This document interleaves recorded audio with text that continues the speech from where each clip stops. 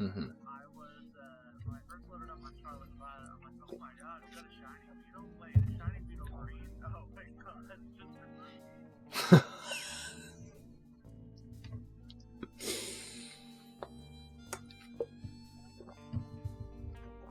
Grookey. Anyway, Hiya, stream.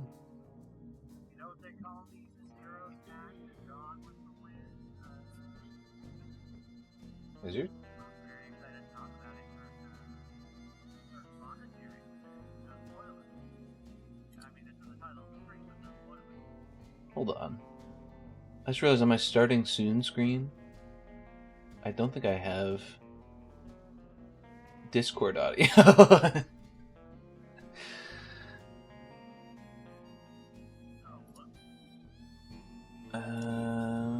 Let's see.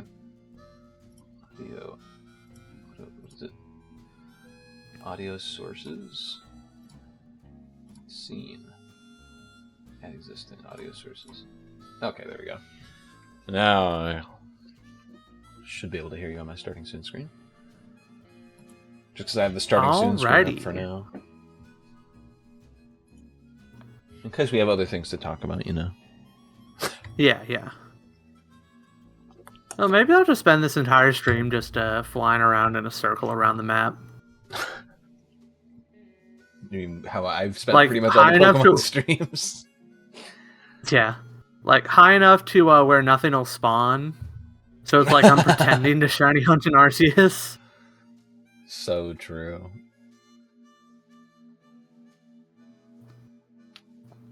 Oh, yeah. So, Gunter.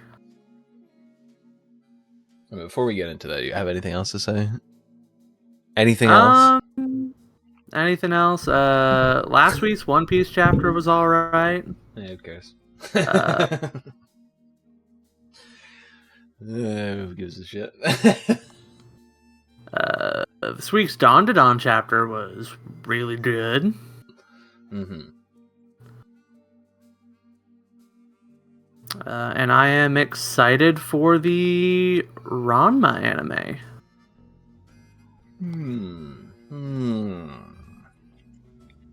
And I think that's probably the extent of it. I haven't really played much more Zelda because I've been spending all my time working on my website. Oh, I doubted. I have it hosted. Nice. I do have it hosted, so I can actually put that link on my resume. I don't know if it's complete enough to be actually impressive yet, but I can at least have like a link to something. So probably as soon as we're done with this stream, I'm going to do some reworking on my resume. Mm-hmm.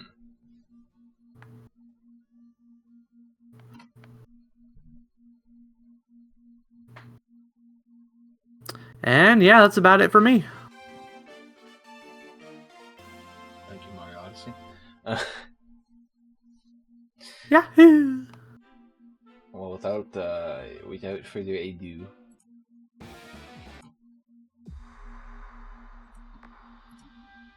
let's get right into it. So I'm not playing anything today. I just made a scene with the chapter. Honestly, fair. And yeah, I figured we'd just go through page by page, and whenever one of us has something to bring up, we just say something. Oh, page by page. Okay, yeah. You know what? That's fair. Let me get that pulled up on my phone. Node rough.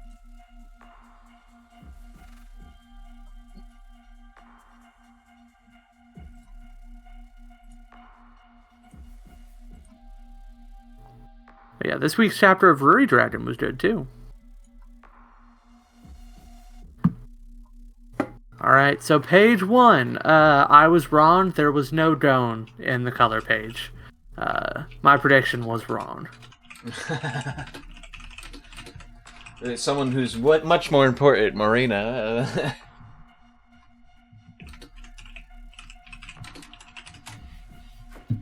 Yeah, very interesting to see her drawn with a neutral expression.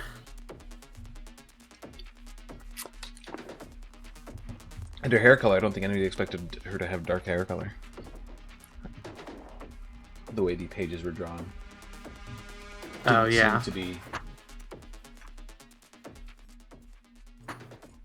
indicative of that. But I'm sure she won't be important for the arc. That's why we've gotten now our second key art with her in it. I'm sure she's not going to be important at all. Yeah, my honest guess is that she does nothing and then she dies off screen. Yeah. But yeah, it's a nice, very nice color spread, which Togashi broke his back for. And the chapter is chapter 401, titled Moonlight, which gets into it a bit. But starting off, first page, day 10 still. It's Tuesday, day 10 of this 2-month trip at 11:45 a.m. Yeah. We're moving very slowly through the 2 months till we get to the fake dark continent. Yeah. Time frame, by the way, I think is very important. Yes, and I think at the end of this chapter also it touches in again, and I'm like, damn, I think the chapter is going to speed up a little bit because of how like it's how much he's putting an emphasis on like the time of day and like what day it is and stuff. I'm like, I feel like we're going to get either within the next few chapters we're going to get some stuff that's happening in a very quick time frame, or stuff that's like going to like speed up the pace of the arc a little bit. So anyway, the first panel we've literally already spent a minute talking about. Yeah. No. The first 5 words in the first panel. We haven't even gotten to the panel yet. Look at those clouds. But as expected, as I predicted, we cut right back to the deal with Kurapika and Tubepa's guard. Right where we left off. Says, next, Longy, it's your turn this way, please. And before, as she's entering, we get a little side note from Furikov. Quick reminder, Furikov is he's one of Benjamin's men with Babayama, who's in here. And he isn't as nice as Babayama. No, and he is also a Nen pedant. He is an expert at analyzing people from like their body movements to the way their aura moves. Like everything about them goes into like a full analysis of what type of Nen user they are and how they apply themselves. Yes, and he's a yapper. He's a very intelligent yapper. So I like having him here in this class to kind of give us the heads up about what's happening. Yeah. So Furikov is a little bit surprised by this, and he says, the secret Nen user, how will she handle this? Will she pretend to awaken to Nen upon Kurapika's attack, or will she reveal herself once in the room? If only she'd kamikaze Prince Wovel. I really like that line, because it's just a nice little reminder of the kind of person he is. Yeah, he's I like him a lot. But he's definitely not a good person. No. And I mean, like, it's fair to think that, considering, like, the reason he's there. But also, like, man, I sure hope this girl blows up herself and that baby. It's his, he's hoping for his found family to win. It's fair. But, yeah, it's funny. Moving on to the next page. She enters, and she immediately says, I don't need divination, I can use Nen already, much to surprise to Kurapika and Bill. But then clarifies, just so you know, those snakes weren't mine. I'd like to prove that and explain why I'm here. Then she activates her Nen, and it appears to be a invisible piece of paper with like a Nen pen. She explains my ability is called Transparent Words Moonlight Act. It is a conditional manipulative ability. I need to take Mario Odyssey out of my songs. In Fubar. It's time to... Yeah, that's what just happened in the middle of talking. My ability is called Transparent Words. Moonlight Act is a conditional manipulative ability. So Moonlight Act is a reference to a Japanese manga that like isn't very popular in the States. There's a nice little reference, which is not uncommon for Togashi to put in his stuff. So, but she explains. By having someone sign a limited term contract, I can loan out my ability or restrict their actions. If voluntary signature is required, please hold your decision until you hear me out. Kurapika says, you want my signature? What's in the contract? She explains, an alliance with the 5th Prince, Tubepa. However, Prince Tubepa doesn't know about this ability, let alone the fact that I can use an end. This contract is insurance to guarantee the true plan goes smoothly. Which Kurapika says sounds quite intricate. And then pulls out the dowsing chain and a gun. Says, I don't have time to sift through a mix of fact and fiction.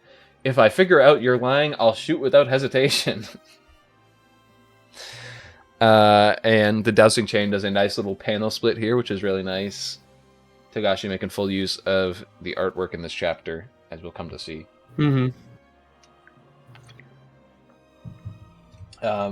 But Longhi says, isn't your threat more of a waste of time? You can't kill a Nen user with a 22 caliber.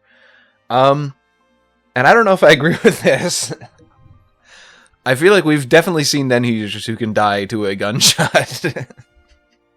Yeah, it's one of those, like, you can't kill every Nen user with a 22 caliber.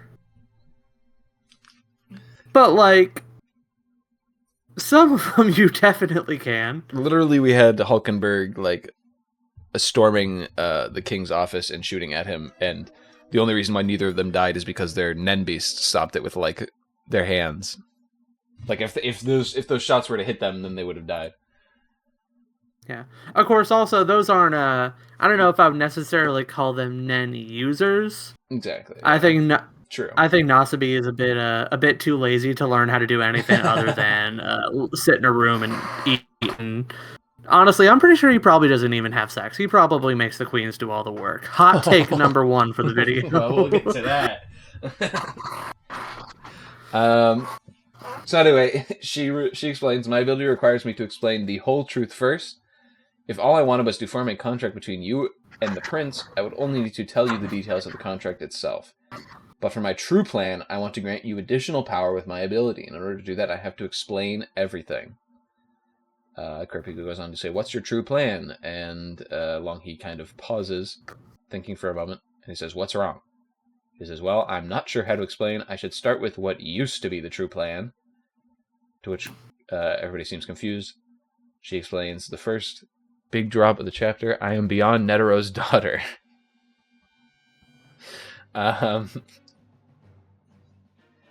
So nobody... here's... Nobody could have seen this coming. I mean... So here's the question for you. Did you have any expectation that Beyond Netero was going to come back into the plot before the Succession War was over?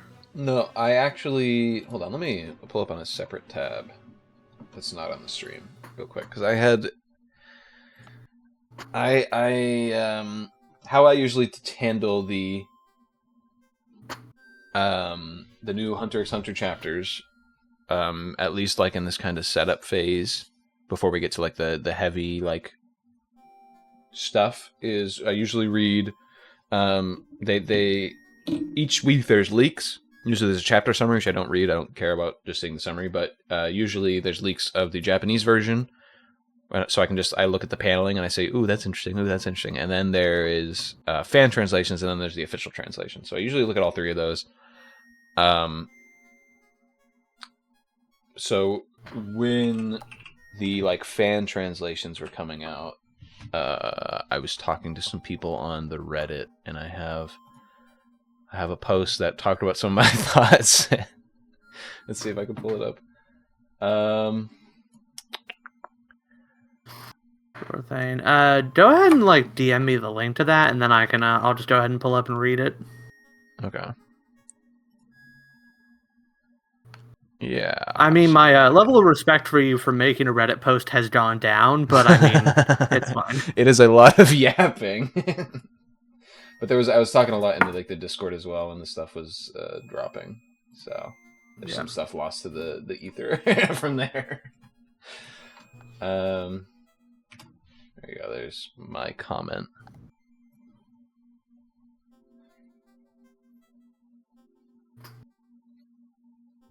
Hold on one second.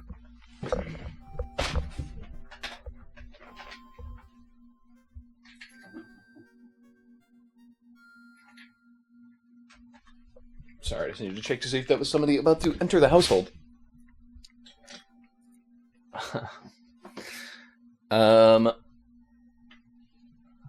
So we were talking about the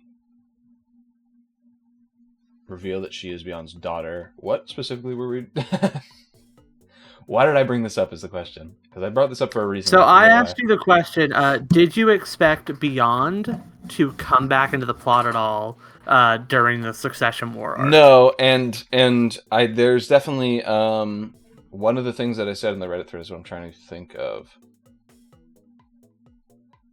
Oh, I said this brings me to the point of Beyond and his crew, who, now that the spotlight's back on them, we might see more on the Black Whale as his plans start to become revealed to us more. I was of the mind that they'd mostly be subdued until the fake Dark Continent, but it seems I underestimated Togashi in writing a character for more than one specific purpose. And so this is one of those things where it's like, when a lot of the time when you look at the characters in a work of fiction, they have a specific reason for why they're there. Like, they have a specific goal in mind with the creation of the character. Like, for instance, like Netero had, or not Netero, Meruem had his whole like reason for being like a kind of a foil to Gon, and kind of being like a, you know, you can even find the good in humanity even amongst, like, you know, monsters, that kind of thing. Like, it was this whole kind of setup for that.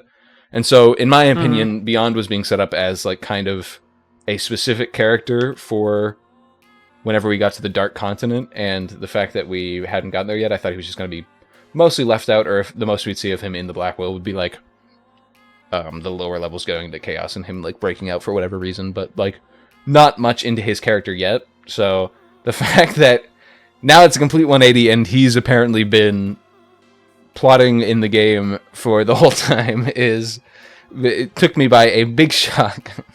Personally. Yeah.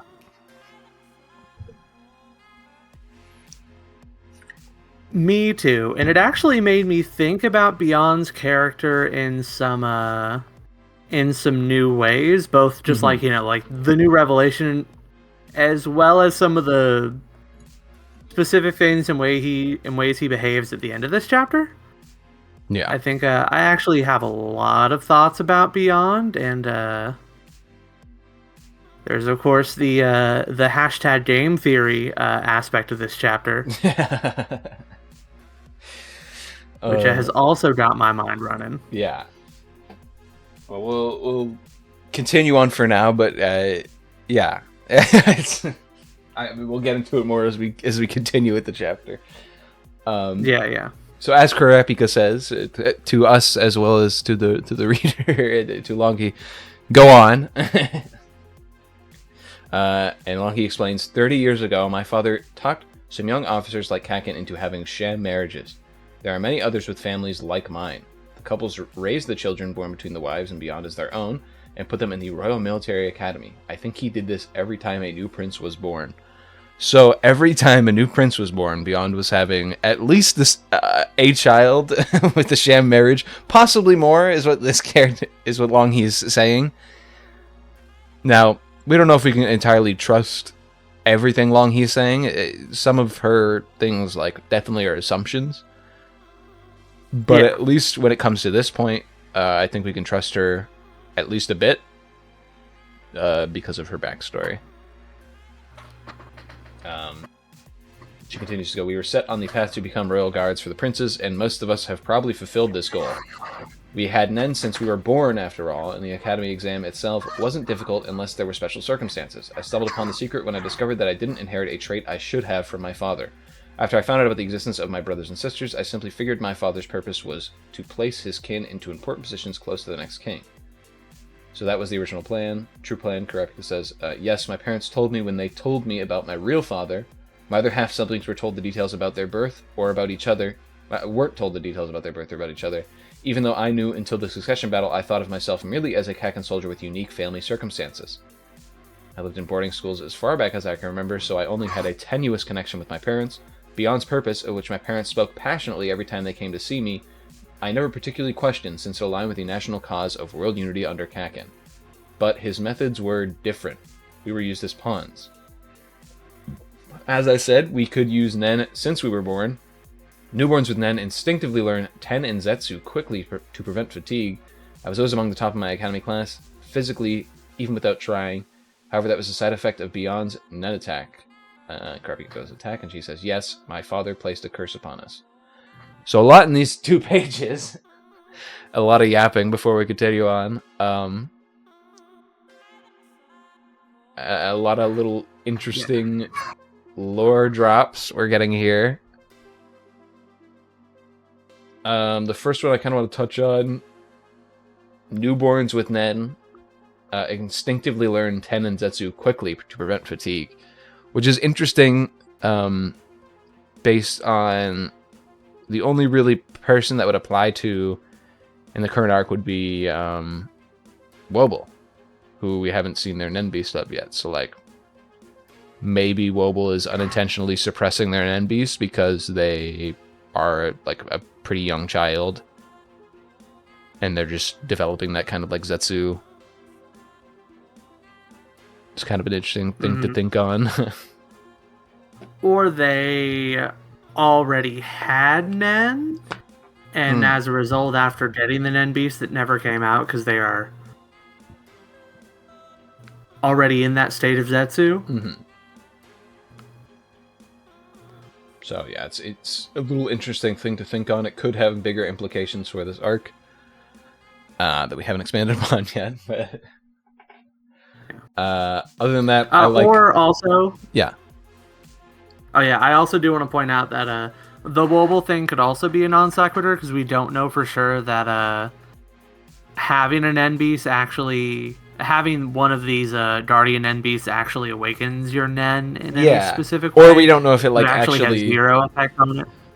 Or we don't know actually how much fatigue it even puts on the host, or if we're just like assuming that it puts fatigue on the host, which would be a smart assumption because it's like taking the Nen, but it could be taking the Nen from like the spirit urn or something instead of directly from them. So it's like we don't know. Yeah, we don't know for sure. Or like it could use the the natural Nen in the host, but it doesn't actually do anything to impact the host's ability to use or learn Nen. Yeah. So, we don't know. Yeah. So I just want to point out the Wobble stuff is speculation, but it's speculation that could go any number of ways. Basically, it just introduced a bunch of more, like, different theories you could have about Wobble, like... Yeah. But other than that, the other thing that I wanted to bring up in this page is, Beyond's purpose or whatever, aligned with the national cause of world unity under Kakin, meaning that Beyond's drive, what Beyond wants to do is unify the world under him, or is essentially what they're saying. It's like he wants to, bring the world as one homogeneous thing where he's like the leader, presumably, if that's what we can draw from this, and I think it expands upon it later in the chapter as well. But basically, we're learning that Beyond has a lot more drive or like greed almost than we thought before, essentially. Potentially. Yeah. I personally read that a little bit different. But potentially. Yeah. It's that's the thing with this chapter is like potentially we don't really know yet. Yeah. Everything this chapter implies, but it definitely implies a lot. Yeah, it implies a lot. But moving on. So I found out when my half-sister, Makaha, became suspicious of her parents, she was supposed to be assigned to Prince Camilla, The second graduating class lost their places when Prince Camilla elevated the have-nots as her personal guards, and she was among them. She felt something was wrong when her parents didn't mirror her disappointment. She investigated in secret and discovered me also serving under the second queen. My parents tried to inspire me with Beyond's goal of unifying the world. How can they be so blasé that I didn't make the cut?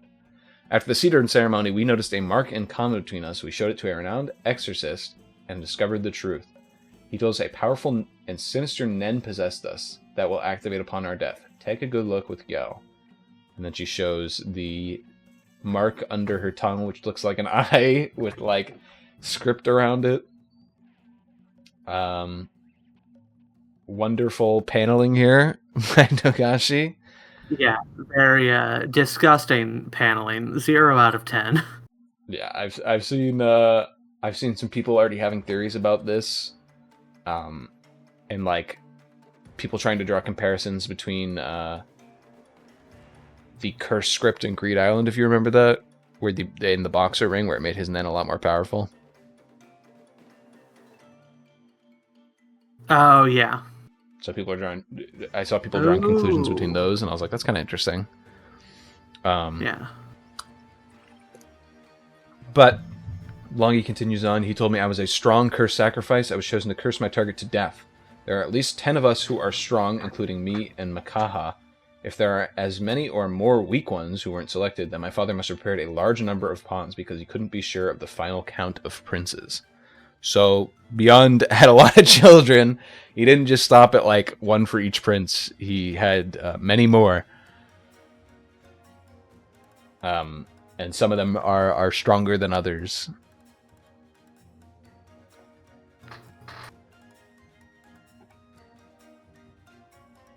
But an interesting thing... Yeah, go on.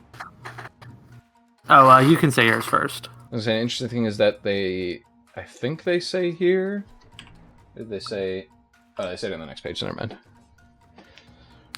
We'll talk about it when we go to there. So you go. Oh, so I was going to specifically talk about the quality of the writing in terms of introducing this. Specifically how... like having different elements that play off of each other and help to inform the reader. Mm-hmm. So, for instance, it is very easy to understand how this works because, 10 chapters ago, we had a very similar introduction to the Camilla's have-nots, which were actually just mentioned a moment ago. Yeah. So, the reader is already primed to understand how this type of curse works as it's introduced. So I just think that the writing around this specifically and how it teaches the readers the mechanics of it and sets up these reveals just incredibly well done. Yeah.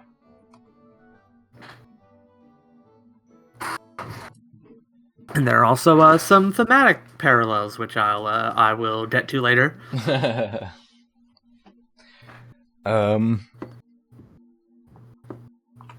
So... onto the next page. We were assured it wasn't something that could be removed simply by burning off the surface or even cutting it off, a powerful curse the likes of which he had never seen. So this is actually what I wanted to mention. On the last page is this Nen exorcist that I went to basically said this curse is too powerful for me to exercise, which is kind of interesting.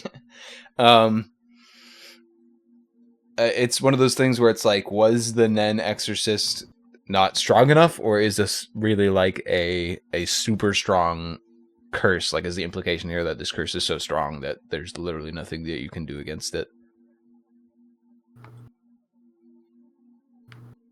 Yeah, I don't know, because obviously we've only seen a couple of Nen exorcists. So it's really hard to say how strong something has to be before they are both unable and unwilling to do something. Yeah. And there's one on the ship, you actually. Could read this. I think.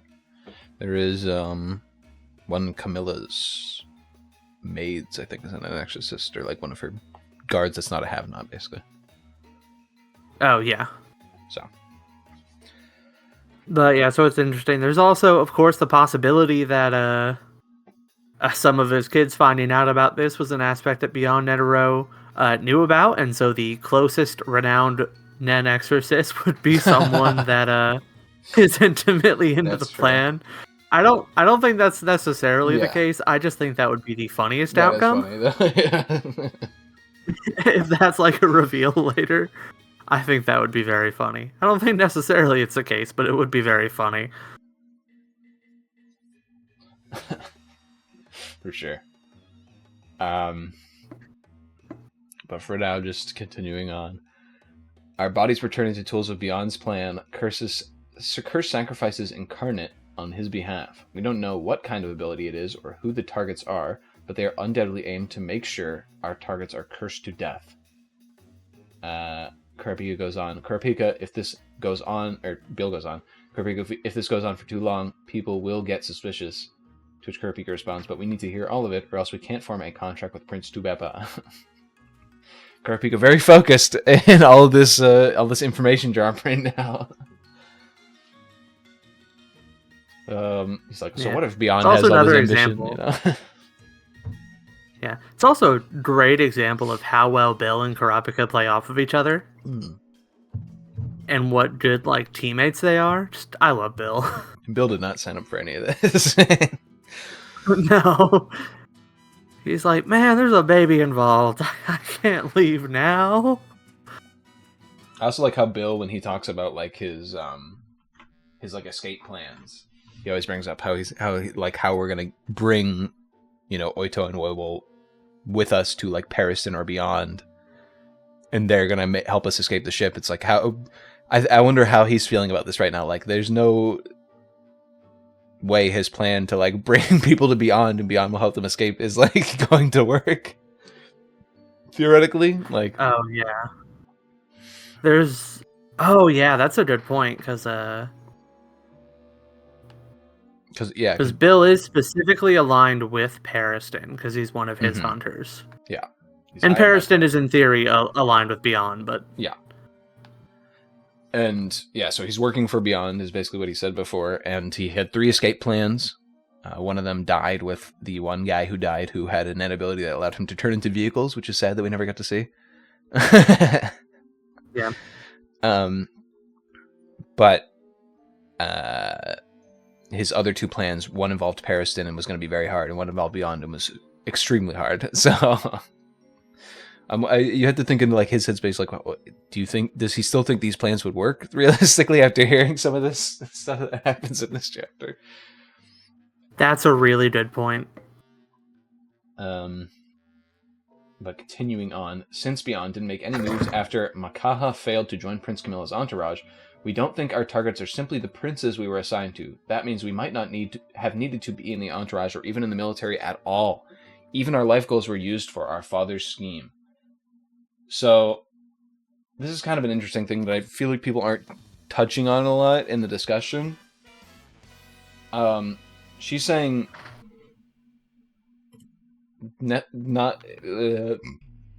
excuse me. She's saying we don't even necessarily. 2 things here that are kind of important. First off, our targets might not necessarily even be the princes with this like kind of death curse. It might be somebody else entirely. And second off, we might not even have to be near them, like in their direct entourage. They could be on the boat, or they might even not have to be on the boat. You know what I mean? Like, so that this kind of information makes it think like there could be other just like normal passengers in the lower levels that are Beyond's children that don't know they're Beyond's children are just on the boat that could like have a curse on them essentially. Like, yeah, and they don't even this would be a really interesting way to tie in some of the gang warfare elements into the succession war, intentionally or otherwise by like the parties involved. There's also the fact that like whoever is involved doesn't need to be directly tied to their prince in some way. Yeah. Which does kind of tie into the questions of how powerful this curse is, because like we know from the have-nots discussion that like proximity to your target is a very important element in terms of how powerful a death curse like this is. Yeah. So is that a statement of how powerful this curse is? Like it literally does not matter how close you are? Or is that a statement of setting up the fact that these curses are very possible to thud, and that's why he needed so many? True. Those were my first two thoughts. Fair. Yeah, I didn't even think about that second part. It might just be like he quantity over quality. Just spam a bunch of them. So true. So true.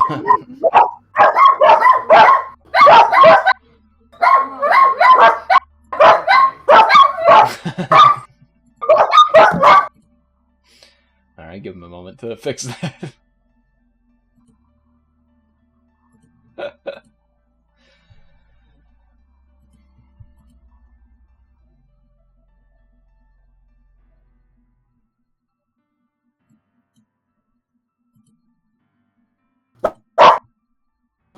So true. Alright. I'll leave him muted for now.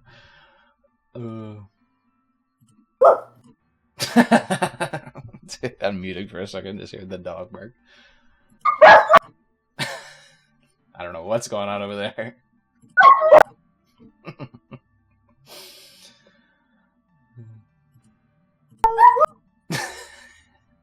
That makes me think I have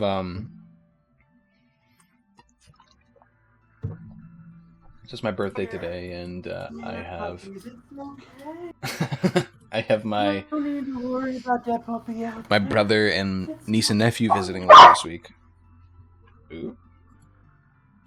And we have a bunch of dogs because my parents have dogs, my sister has dogs, and our niece is allergic specifically to dog saliva. So I have to keep the dogs like away from them so they don't lick her and make her have allergies. It's gonna make me think of this week. I'm gonna be caring. I come back to the word dog saliva. Yeah, my niece is allergic specifically to dog saliva. She's visiting this week, so. Oh, poor girl. Yeah. So I'm like, we have to keep the dogs over at our house while she's like at my parents, basically. So we're gonna have a bunch of dogs at my house this next week. You poor thing. At least you did a bunch of puppies.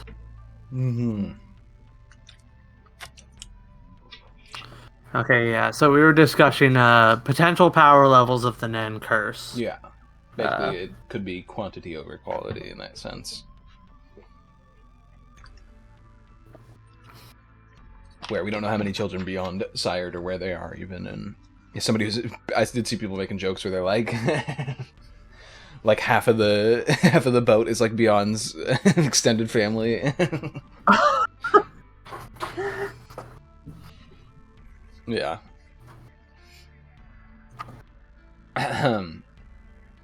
But continuing on with the chapter.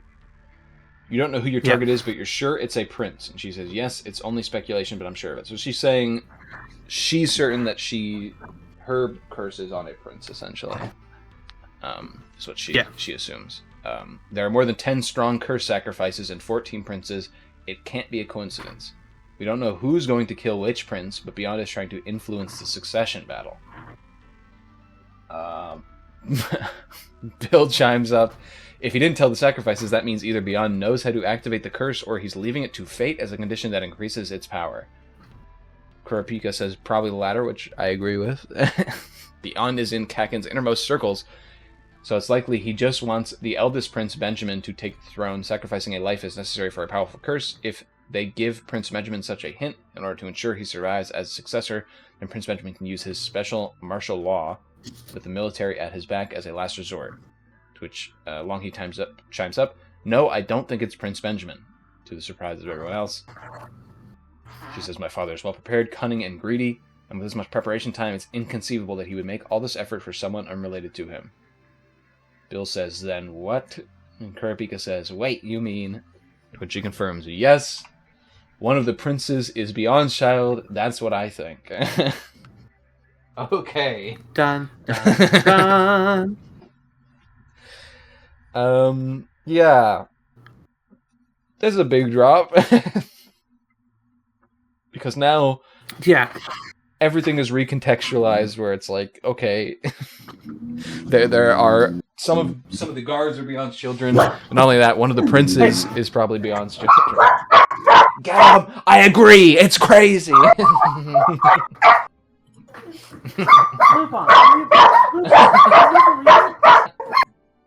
It's crazy. It goes wild.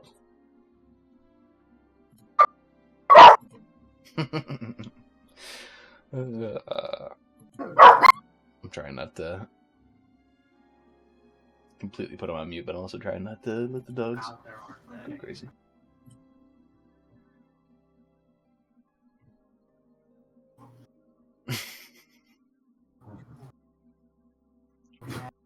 Okay. No need to worry about Tony and his puppy, okay?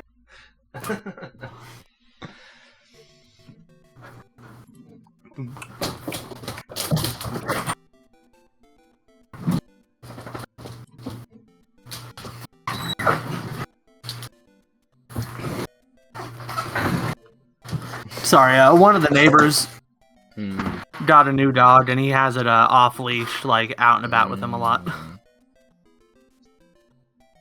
So crazy new dog. I know. They don't even like the old dogs around here.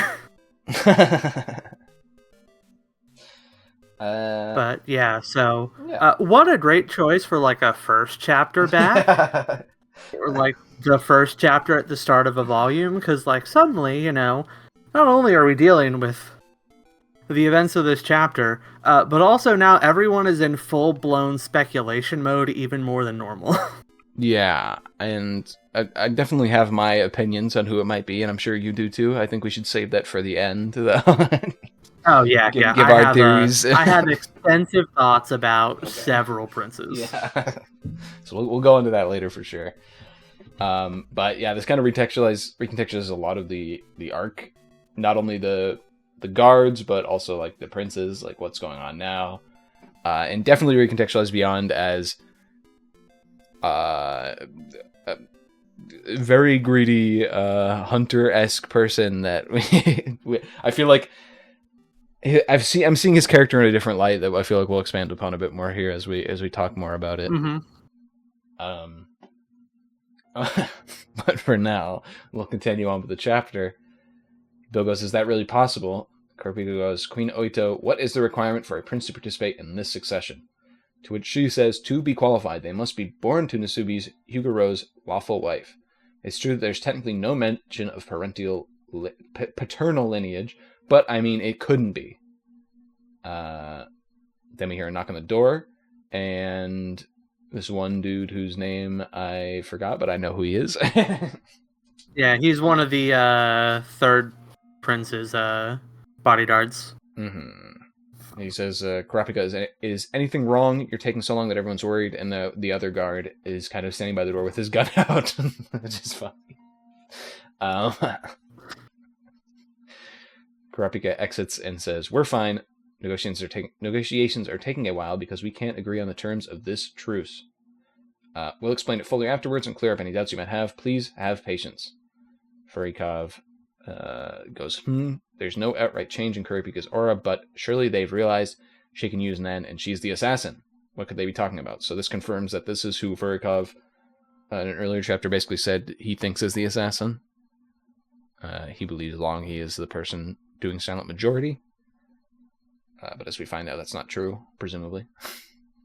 Yeah. Also interesting, in the earlier chapter, he used a he pronoun to refer to them, although I don't know if that's just a Vizism. Yeah, it might be.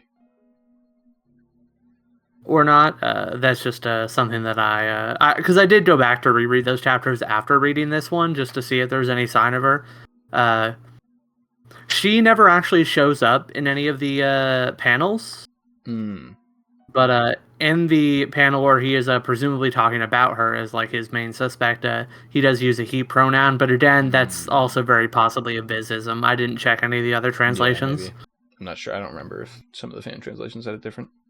I do remember seeing her in an earlier chapter, but she was just like one of those panels where it just showed like her face, and like we didn't really get anything else. Like it just showed like a bunch of different members of the class. Yeah.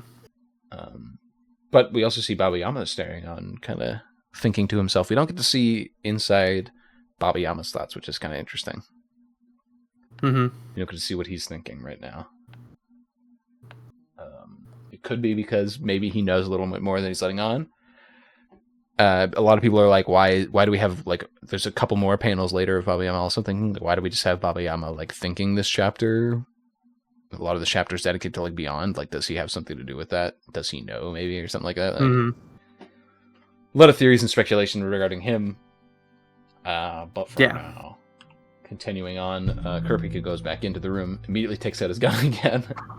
Says, please continue. Longi explains the contract with Prince Tubepa is a truce with Prince Obel and Queen Oito. Neither side will interfere with nor attack either Prince, Queen, or their guards. This will last until 9 a.m. next Sunday, at which time the contract will automatically renew for another week, provided that a representative from Prince Tubepa is present in room 1014. My ability will activate only if your side violates the terms. The penalty will be a week of forced Zetsu. A week of forced Zetsu is quite powerful, says Kurapika. The definition of attack is vague. Healing or other acts of support could be counted as a nen attack. Longi explains, then so would my ability itself. We won't unilaterally terminate the contract so long as we don't uncover a malicious act perpetrated by your side against us, and I would never arbitrarily ascribe malicious intent to your actions. My additional stipulation is to identify Beyond's child before either Prince Tuepa withdraws or only 2 princes remain.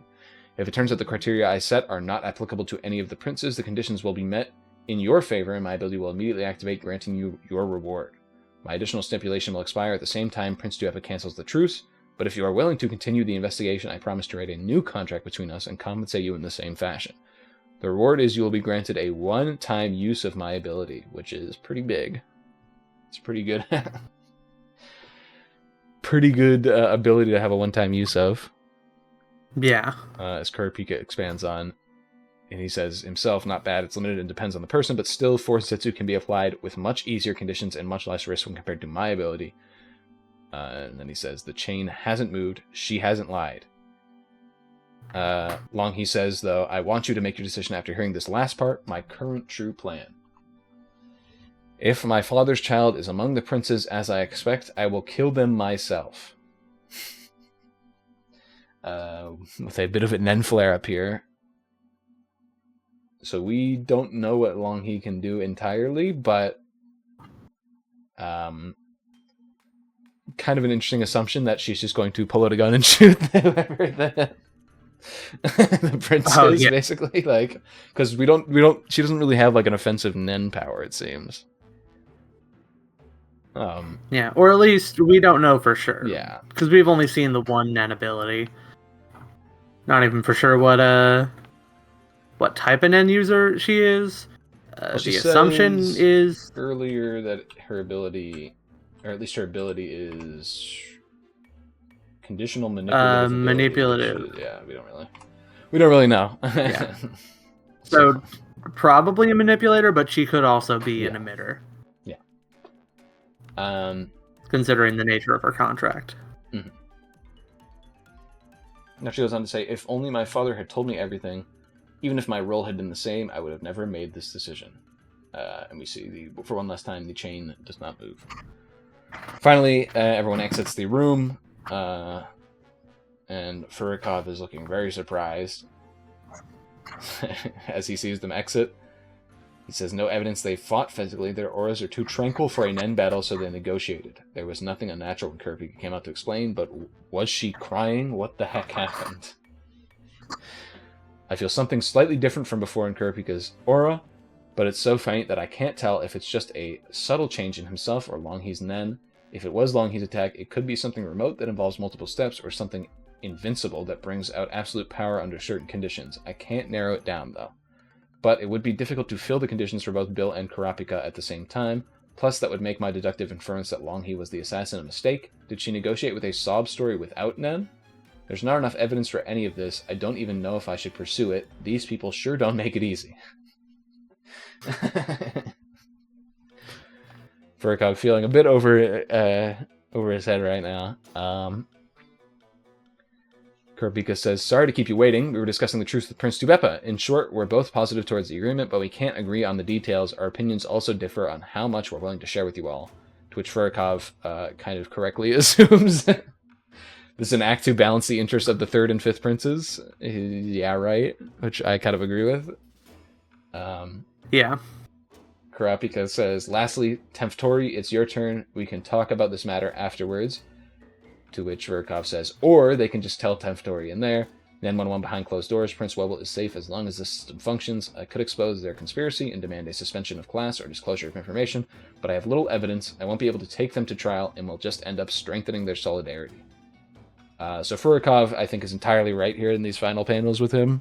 I think it's quite obvious that Karapika is trying to bring this to a stalemate, and he's very happy to make a deal with both the fifth and third princes behind closed doors, where the first prince's spies can't really get in their fingers. Mm-hmm. So Furko finally says, I'm starting to think we should ask for a change in assignment. Don't you think? He whispers it to Babayama. Babayama doesn't respond. He says, something wrong. To which Babayama finally responds, no, nothing. Seems to be thinking on things. So yeah, Babayama has quite a few strange panels this chapter where he's just kind of staring on. Yeah. Something up. We're not privy to the thoughts in his mind yet. But finally, we get to see. It's been a long time coming. We haven't seen him since the start of this arc. Beyond Netero, and he's in jail. His hair is all scattered and stuff. And he asks to Kanzai, who is there watching over him, "Can you get me a new book?" Kanzai responds, "There aren't any others. Read it again or write your own novel." To which Beyond says, "Good idea. Get me a pen and paper." Kanzai responds, "No, for security reasons. You got your beard and your own blood." Beyond responds, "Security reasons. If I wanted to, I could knock your head off with this book." To which Kanzai says, "Got it. Super scared." Got it. Super scared. Got any other requests? Don't hold back. Don't hold back. Asking is free. Which Beyond says, "You're a funny one." Then Beyond asks, "There's somebody I'd like to talk to. Can you arrange a meeting?" And it's revealed that it is now day 10 Tuesday at 2 p.m. So about 2 hours have passed from this chapter. Yeah. Man, what a fantastic chapter. There were so many words. It was basically a chapter of a novel. And we love that, folks. We love that. I'm here for it. Really good paneling. Also, yeah, no, the paneling was fantastic. I mean, this paneling itself was made back when the other chapters were releasing. He made I think up to 404 or 405. So these panels were already done back then. So it's I can only expect what the panels that we're going to see that he's been working on, recently have been. But this is all very nice, very well done. Yeah, the art is brilliant. Just so much good stuff. I really like the panel, specifically the one where Long he says, "If only my father had told me everything," where it just has Beyond's hair kind of cascading out through the panel and shrouding her.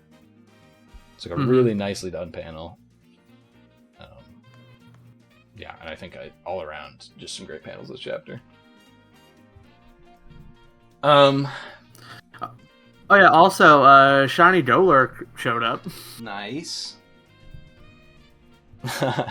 The only other thing that I'll mention, offhandedly about, I'm glad we got some Kanzai character building there a little bit, where he does not seem scared of Beyond at all. And even the got it super scared moment in both of the fan translations that came out, the day before the actual chapter came out. I'm kind of sad that I'm kind of sad because both of them had the same translation for Kanzai here, where he said "Roger Dodger." And he's everyone in the community was memeing Roger Dodger. And it's kind of sad that didn't make it to the official translation. So I can understand why it didn't. I feel like that's the kind of thing that in a fan translation, they're pissed too. Calm down.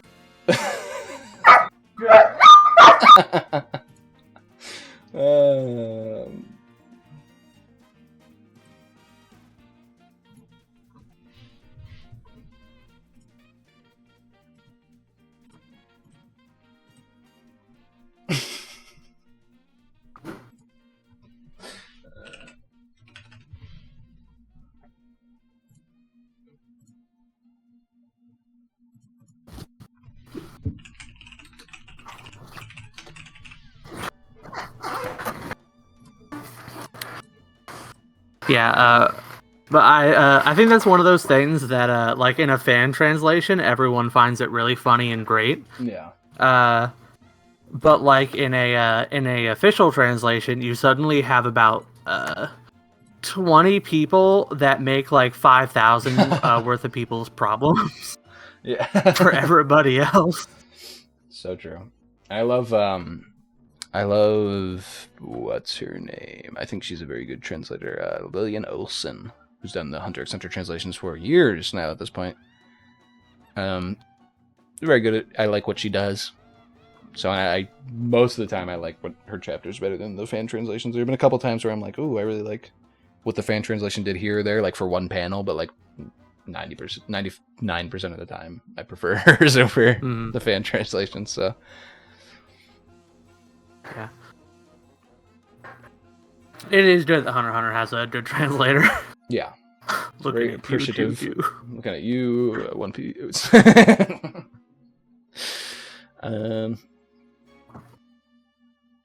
But yeah. So.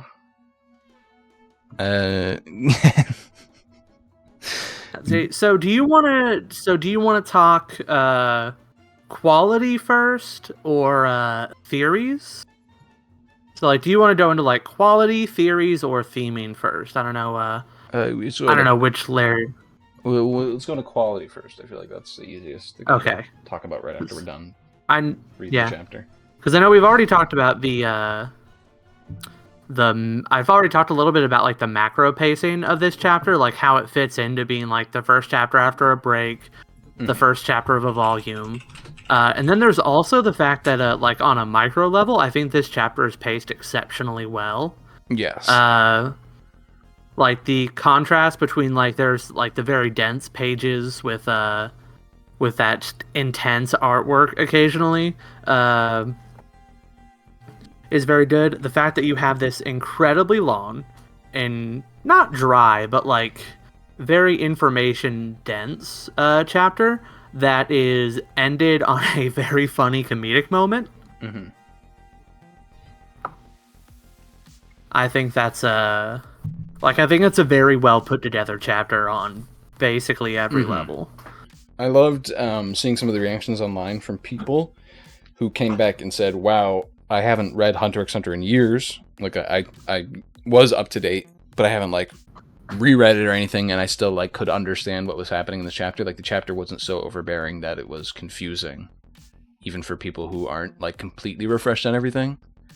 And I liked seeing that from a lot of people. And another thing, I actually forgot the other point that I was going to bring up, so never mind. But I did see a lot of people saying like, wow, the chapter was actually like not incredibly confusing like I thought it was going to be, because I haven't like reread the arc or anything from people online. So I was like, oh, that's nice. Yeah. And it's just like, oh, the other thing that I wanted to bring up was that people said like usually the first chapter of like these batches of 10s, because it like just picks up where it left off, usually it's not as interesting, where it's like we're just continuing from where we left off. And it usually, at least in the past like 2 or 3 times, it hasn't been like huge lore implications. But for this one, it's like so interesting just already on the first chapter back. It's like, oh my goodness. It's right into the pot.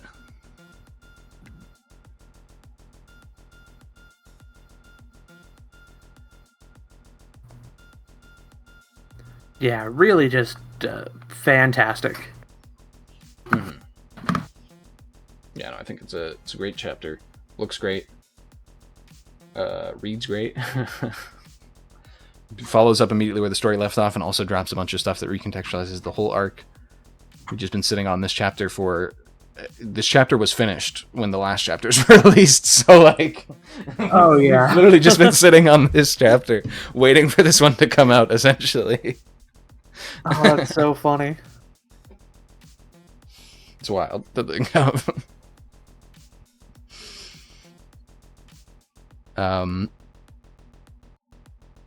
Yeah, and I think that's it for that, the quality kind of aspect of it.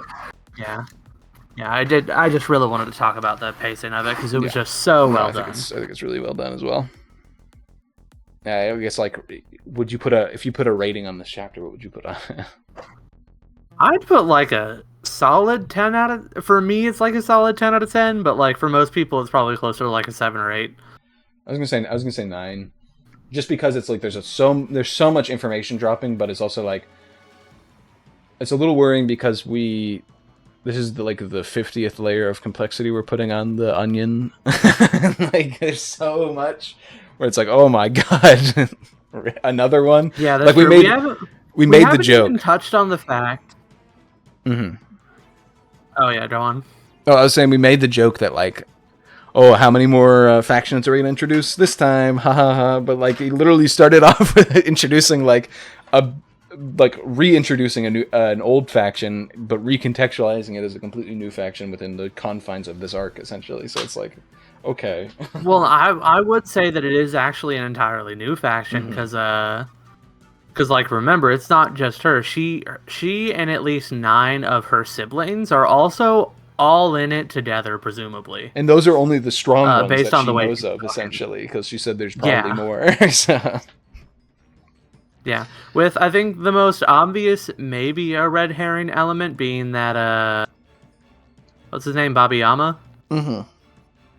Yeah, I think the most obvious reading of him this chapter is that he is also one of Beyond's children, and that he knows her through that. But that is also that could also very well be a red herring. There are a million things you could be thinking about. There's, like I said, there's a lot of assumptions when it comes from Long He herself, where it's like we can trust her in her saying that she's Beyond's child and that there are other Beyond's children. I don't know if we can entirely trust everything she says because I feel like some other stuff might be assumptions from her, where it's like. Yeah, like we can trust her, but we can't necessarily trust that she's correct. Yeah, we can trust that she believes what she's saying is true. We can't trust that her deductions are true. Just like Furikov this chapter, who had a lot of deductions, some of which are true and some of which are just straight out false, that like she's the assassin. Yeah. It's like, which as the reminder that the assassin, I'm pretty sure, isn't even in the room. Yeah, I'm pretty sure the assassin ties their ability to someone, and then that person brings the ability unknowingly to the room. Which we as the audience know a bit more about the ability than everyone else. We know that like there's a bounce back where the user of the ability can get a bounce back to them and get killed instead, and we know that they tie it to another user essentially, or another person essentially, but the audience doesn't, or the actors in the manga don't really know that. So yeah. So we as the audience know a bit more about the power, but they don't know that, so they have to make their own deductions essentially. Yeah. Man, such a good chapter. So a couple of things I wanted to bring up thematically for the chapter. Mm-hmm. Since I think we'll probably do like the theories for the end, is that it brings up some old Hunter x Hunter imagery, and I'm not exactly sure thematically how that's going to tie in, but I like it. Specifically, I'm pretty sure that the way that skull is drawn is I mean, obviously a skull is just a skull, but it feels very intentional to the way that Netero was drawn in his dying moments. Oh, the one, where my father placed a curse on us. Yes. And so the idea that Netero is that Beyond is willing to commit incredible acts of spite and destruction. Mm-hmm. That feels like a very intentional parallel, although I'm not sure exactly how like the mechanics, the thematics of it, but it is that feels like very intentional scenery to me. Yeah, and something that I'd actually, speaking of the Reddit comment that I brought up earlier, something I brought up in there was I had talked about how I was excited to see how Beyond develops in the future, and specifically, I like him now as the idea of some kind of hyper-efficient hunter that plans years ahead and has a possible sinister undercurrent where it's like, he is the ideal of the hunter, essentially, where it's like, they're very greedy, they know exactly what they want, and they plan for years and years to get what they want, with like, this kind of thing, where I really like how he's developing into that kind of character. Or at least it feels like Yes, yeah, I mean, he is always because like up to this point, the main character trait that we have really known for Beyond is patience. Mm-hmm. That his defining character trait is that he will wait forever if he has to. Yeah. And we're now getting some of the we're now getting some examples of some of the terrible things he's willing to sink to in pursuit of his goals. It's like the whole time he wasn't just waiting for this to happen. He was also planning, like... Yeah, no. And I also think it's kind of interesting that, so, like, we finally get some insight onto, like, what are some of the additional steps he's been taking. Mm-hmm. And at the same time, we get the very first time we see him acting impatient in any way, shape, or form. We're not even impatient necessarily, but just, you know, kind of bored. Yeah. Which seems a little out of character for the person willing to wait forever.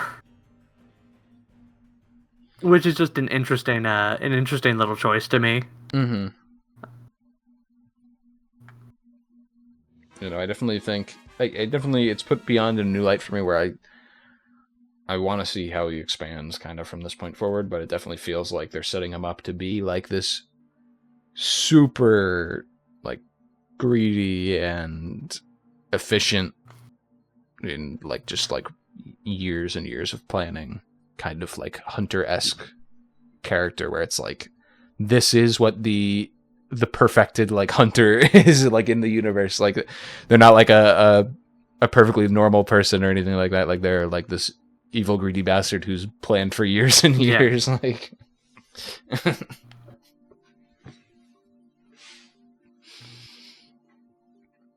it's very, very interesting and cool and something I like a lot.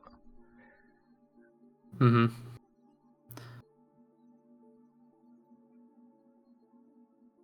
So what is your next topic of discussion? Well, are we going? Are we still on themes? Because I don't think I have anything else really to say on thematically. Thematically, I think that was the main one. The other thing I wanted to mention, and that kind of, I think that'll go a bit more into theories, is that there's one small image of her. Which page was it on? It was on one of the later ones. It's okay, yeah. So it's like the small image of where she's squinting her eyes. Yeah, where she looks a lot like Hawkenberg to me. Yeah, for sure. Which again feels intentional, but yeah, maybe not. I might be crazy. I think she looks a lot like Hawkenberg. I think she also looks a lot like Benjamin, which is something that I think people haven't really touched on. Is like that because Benjamin and Hawkenberg have very similar features. We've even seen like a panel showcasing where like them back to back, where they look kind of similar. But at the same time, I don't think Benjamin's not one of his like legitimate one of the legitimate children of Kakin. So it's like, to me, that's like, I don't know if it's like a red herring or like it's like going into weird things, but specifically because Benjamin was brought up this chapter and how she doesn't think Beyond's working with Benjamin, that kind of thing. Yeah. Funniest option is if all of the princes are his children and he wins no matter what. Like I said, there was people memeing and there were people just like showing a bunch of different characters, like they had like like all the different characters in the boat, like how they were related to Netero, and like they're like Kurapika is Beyond's 50th grandson, and like that kind of thing. There's just like every character was related to him somehow. So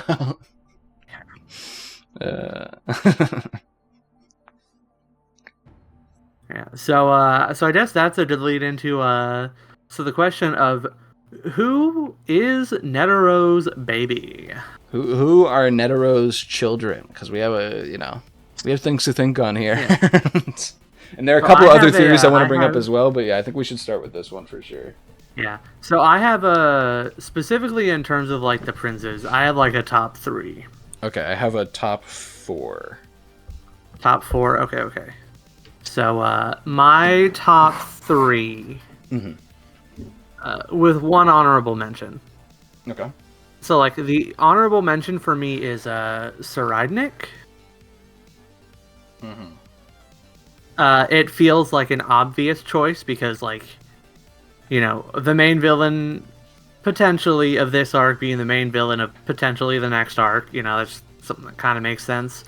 And his like 1 in a million Nen user Yeah. abilities and his shocking immediate mastery of Zetsu also lines up with that description. I personally think that's a bit too obvious, so I don't lean towards it. So he's my honorable mention. Yeah. But then my top 3 is Wobble, Tyson, and my number 1 though is Camilla. Okay. Expand Right, on so that. who's your top 4? Oh, Oh, do you want to hear the? Yeah, I want to hear. Oh, do you want to hear my expansions first? Yeah. Okay. So the reason I think Wobble is specifically because, and there is the factor of I think Wobble is like the least likely, but like there are certain things that would just make it work for me. Specifically, there's the fact that she said she's going to kill the prince, and if that's the case, that would put her in direct conflict with Kurapika immediately, and I think that would be interesting. Yeah, that's pretty much it. That's why Wobble's up there, number 3. I think Tyson is an interesting choice because provided that we take the assumption that Beyond Netero is the type of person who wants to rule the world, is that a lot of how Tyson behaves is incredibly in line with how Netero behaves, but with a different moral angle. Because, like, if you look at the ability of Tyson's Nen Beast and just, like, the type of person that Tyson is, she has the desire and drive to rule the world, essentially, but she just wants to do it through love in the Book of Tyson. And her ability is one that is, requires incredible patience. And I think that that is one that ties into the way Netero has been portrayed thus far. And so I do think that Tyson would be I could definitely see it being Tyson. Okay. And then my number 1 option for Camilla is, basically, if you look at the way Camilla behaves, she is nothing like Netero. She is not patient. She is not, I don't know if I'd call her not intelligent, but she is not intelligent. Okay. But if you look at her abilities and the strategies that those abilities necessarily employ, it is 100% in line with the way Netero behaves. Her main ability is one that requires her to be passive. She has to let herself be killed so that way she can win. Like, for such a impatient, petuous child of a person to have that kind of incredibly powerful ability that requires that kind of patience and capable maneuvering, is something that seems incredibly in line with like the type of person that Netero is and that presumably his children would be. Even though Camilla herself isn't that way, her abilities is. And then there's also the fact that Camilla's have-nots is the same exact plan that Netero presumably has with his cursed children. Yeah, that's fair. So the idea that Camilla is like the less patient version of Beyond Netero, but with like all the same like traits, just in a less patient version of them, makes the idea of Camilla being his child very compelling to me. And also, in terms of princes that were like directly mentioned during this discussion, the fact that Camilla was one of them makes it seem likely to me personally. Although, of course, it could be any of them. Who knows? Yeah. All right. So, I think you got some strong reasoning there. I think I'm going to go from a different approach. I have a top 4, kind of top 5, but the 5th one is a little different. So, Yeah. So to me, you have to think of this logically from Beyond's standpoint. Would he start planning this knowing that he has something to work with, or would he start planning this like with the assumption that he'll have something to work with in the future? You know what I mean? Like, would he start planning this without knowing that he already has a child amongst the princes? And to me, I think that's not what he would do. I think he would already sire a child with one of the queens, and then he would start working his plan. So the first thing I thought of was, which of the princes is over 30 years old? Because that's when we get the Longhee saying, like, 30 years ago, essentially. So which of the princes is over 30 years old? For just a blanket, we can say, like, older than Kacho and Fugetsu is 30 years old. So Halkenberg and up, they're assumedly around 30 years old or around that age. So we can assume them.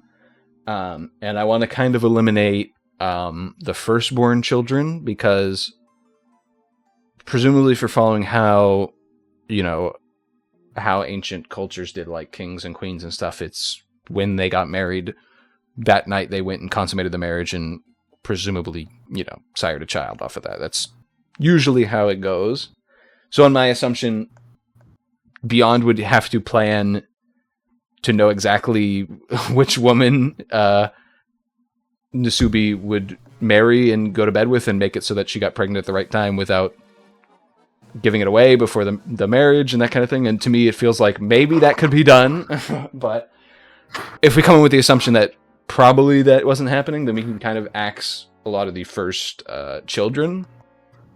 So like Benjamin, Camilla. That's fair. And then like Zhang Lei, Tyson, and Sale from that kind of list would be axed. So what we're left with is my 4 princes, which is Serednich, Tubepa, Lucerus, and Halkenberg.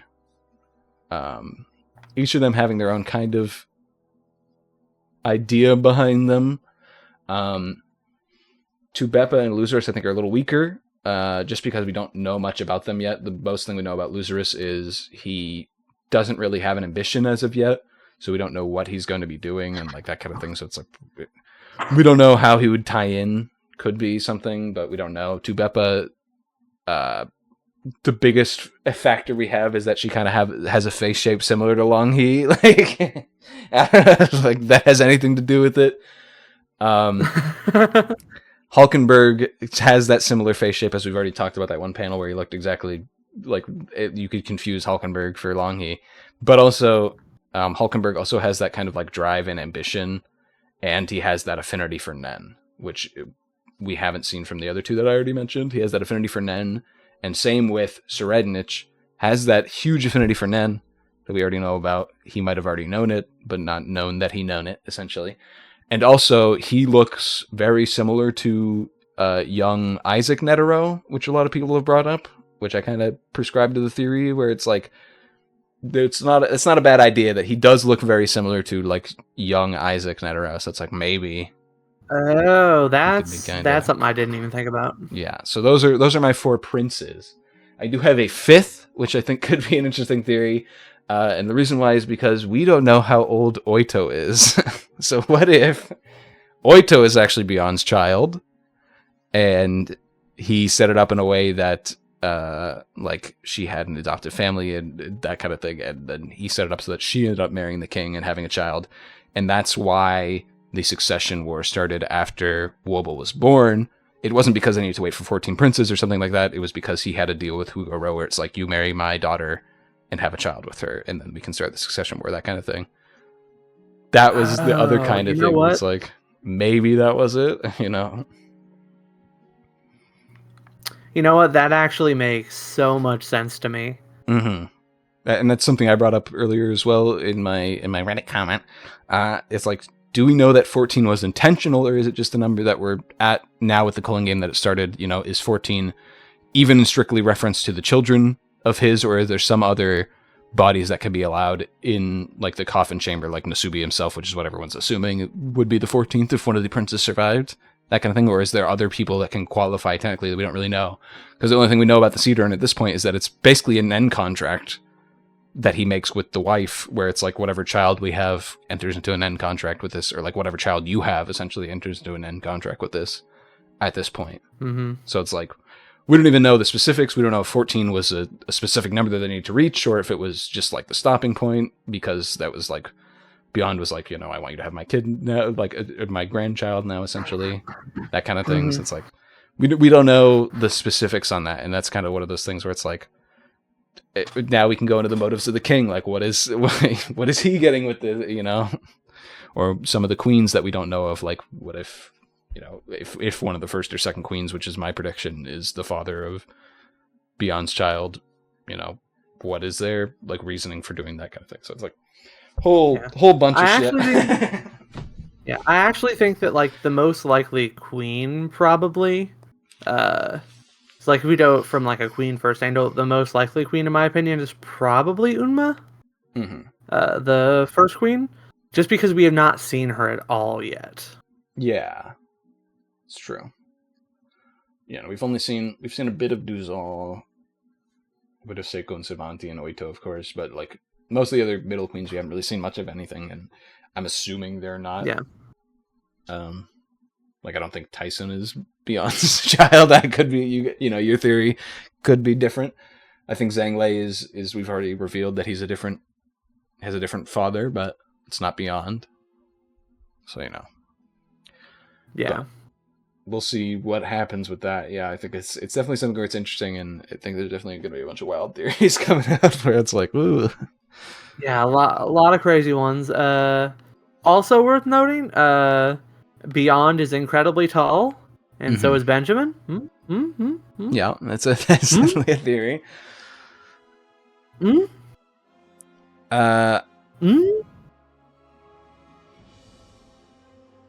Yeah. Do I need to get out the chart? But yeah, the Oito thing is definitely like my farthest reaching thing, where it's like, could be. We don't know. Yeah.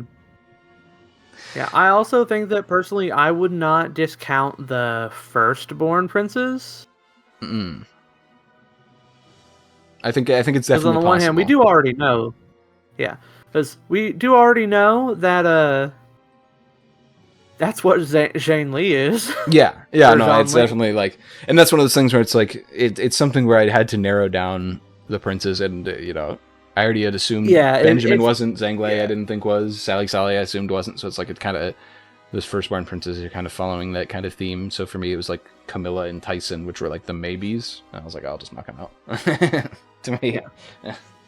So here's a route that I just now thought of. Kind of like a synthesis of some things I haven't mentioned, as well as your thoughts here. And that specifically is that it is Benjamin. Okay. Not just because he's tall.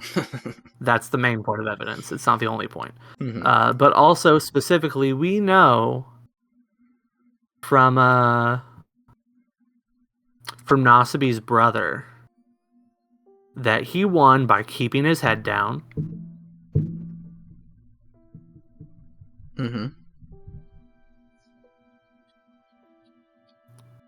What if that's because Netero won it for him? I don't. When was the Fucking Silent Revolution? Because that was the Silent Revolution that let's actually look here. Because the Silent Revolution was, which is first off the most silent revolution in history, is a strange thing. Taking advantage of the Shinkai, the country shifted from being a socialist empire to the parliament democracy 30 years ago. You might be right on this, actually. 30 years ago, it's called the most silent revolution in history. Huh.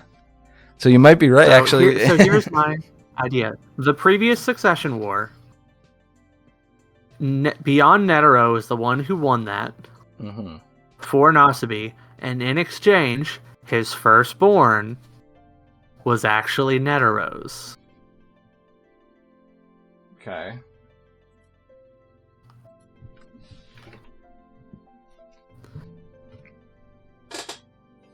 it's interesting to think, and I think the reason why I'm kind of on this theory is because that silent revolution happened like 30 years ago, and it kind of lines up with him having children 30 years ago. So it's like, if that fits into his plan, maybe. But I also think Benjamin's a bit older than 30. I could be wrong on that, but Benjamin. I'm pretty sure Benjamin's in his 50s. yeah. The Succession War, where Nasubi became king, is older than the Silent Revolution. It's I'm pretty older than sure. the Silent Revolution. Yeah, I don't know. It's weird to think of, because yet again, like a silent revolution doesn't make sense.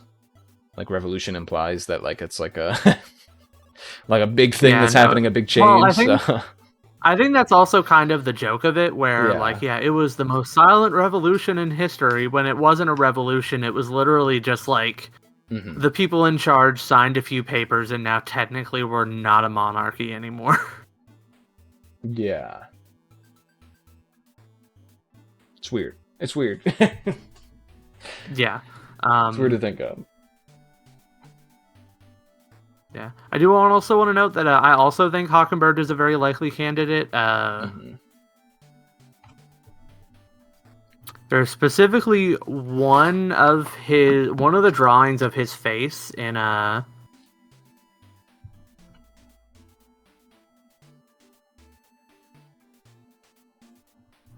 which I don't remember what chapter it's in, but it's in it's in the chapter where he finds his resolve.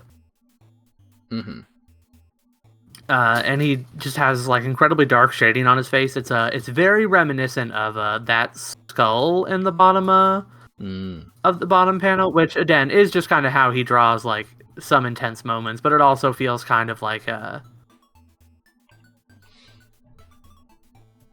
feels like a moment of thematic parallel if you read it that way. It's gonna be so fucking annoying reading all the theories about people's fucking face shapes in the next like 20 chapters. Oh yeah, I know. It's gonna be the most annoying shit of all time.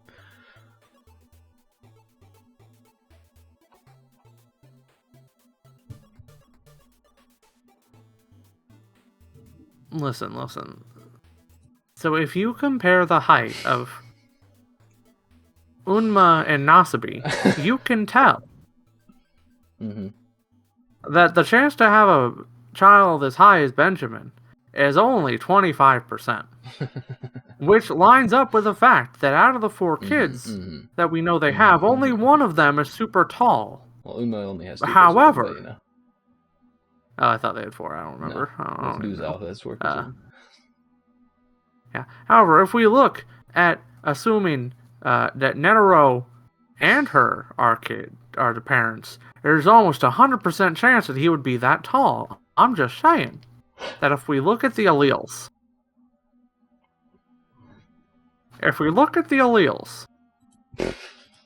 enough said. Also, I don't know. I do still think personally that Camilla is the most likely, just because Camilla has that specific combination of being the most like him in tactics, but the least like him in personality. I definitely think, for me, it's Sorednik or Hulkenberg are like the higher horses in my race for me, with my dark horse being Oito. If it's Oito, I'm going to pop off. Yeah. So. Honestly, like, that'd be funny. I will PayPal you $100 if in 5 years we find out it was Oito. Dude, somebody brought up. They were bringing up. They're like somebody was talking about like, oh god, I hope like I don't like this is so interesting. I hope like I don't forget everything by the time like we get like towards the end of the arc and everything. And then somebody made a joke where they're like, it's the year's 2034 and we're on chapter 501. Kurapika's still doing water divinations. Like they made a joke and they're like, the day is day 10, 11 p.m. Like, and then somebody responded with, wow, you expect us to get 10 chapters a year? That's crazy pace. And I was like, oh my god. I was like, that's so right. Like, I could honestly see a world where we're reading page like 501 in 2034. Like,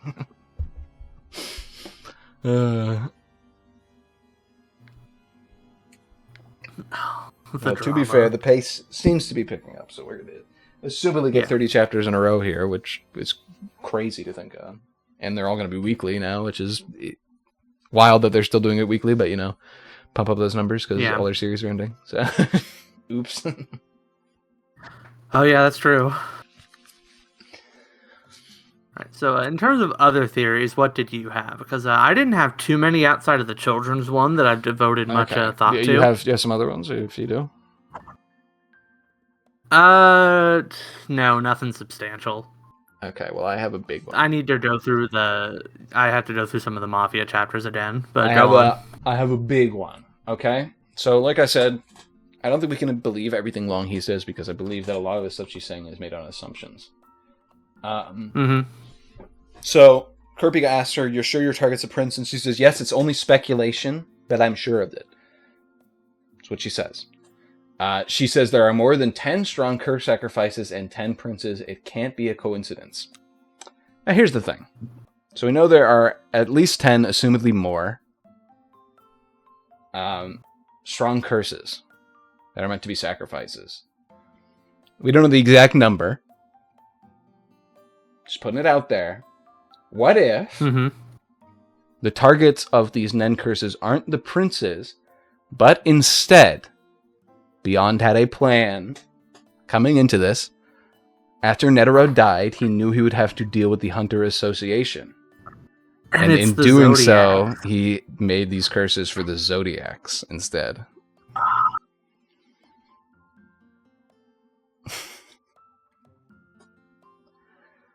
Yeah, so that's what I was thinking on, is like, what if it's not the princes at all and it's instead the Zodiacs,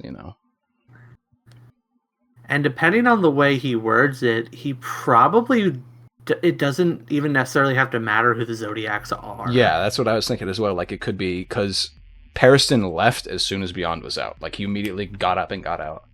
So what if he knew, like, Beyond had this plan where it was focusing on the Zodiacs, and Beyond said, yeah, as long as you're not in the seat of the Zodiacs, you're fine. Pariston was like, get me the hell out. Like...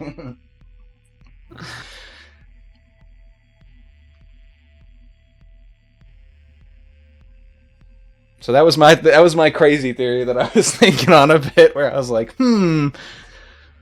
it's very vague in her telling us that there's more than 10, but she doesn't know how many, and like she assumes that's her speculation that it's on the princes, and it's like she specifically says she thinks they don't have to be near their targets. Like, to me, it's like spelling out maybe there's like a twist in here that we didn't think of, Yeah, maybe. Yeah, that's a good one. Yeah, that is a far-reaching theory, but it's one I like a lot. But... The only reason I don't like that is because it puts Leorio in danger.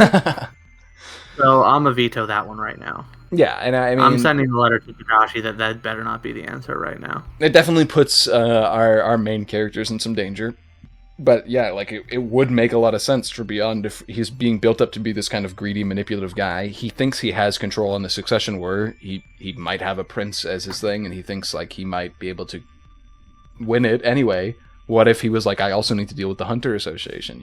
They probably have my father's ideals. A lot of them probably respect him.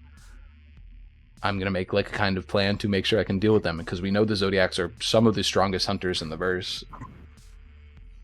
Yeah, and also, why would he let his main man in the Zodiacs just leave? Yeah. Without a plan to deal with them? Yeah. And the only other one that's aligned with him he doesn't know is aligned with him, which is the monkey guy. Like, he doesn't know that he's aligned with him at all. Pariston doesn't know that they're aligned with him. I'm pretty sure. He could be wrong on that one. But at least Beyond doesn't know, so...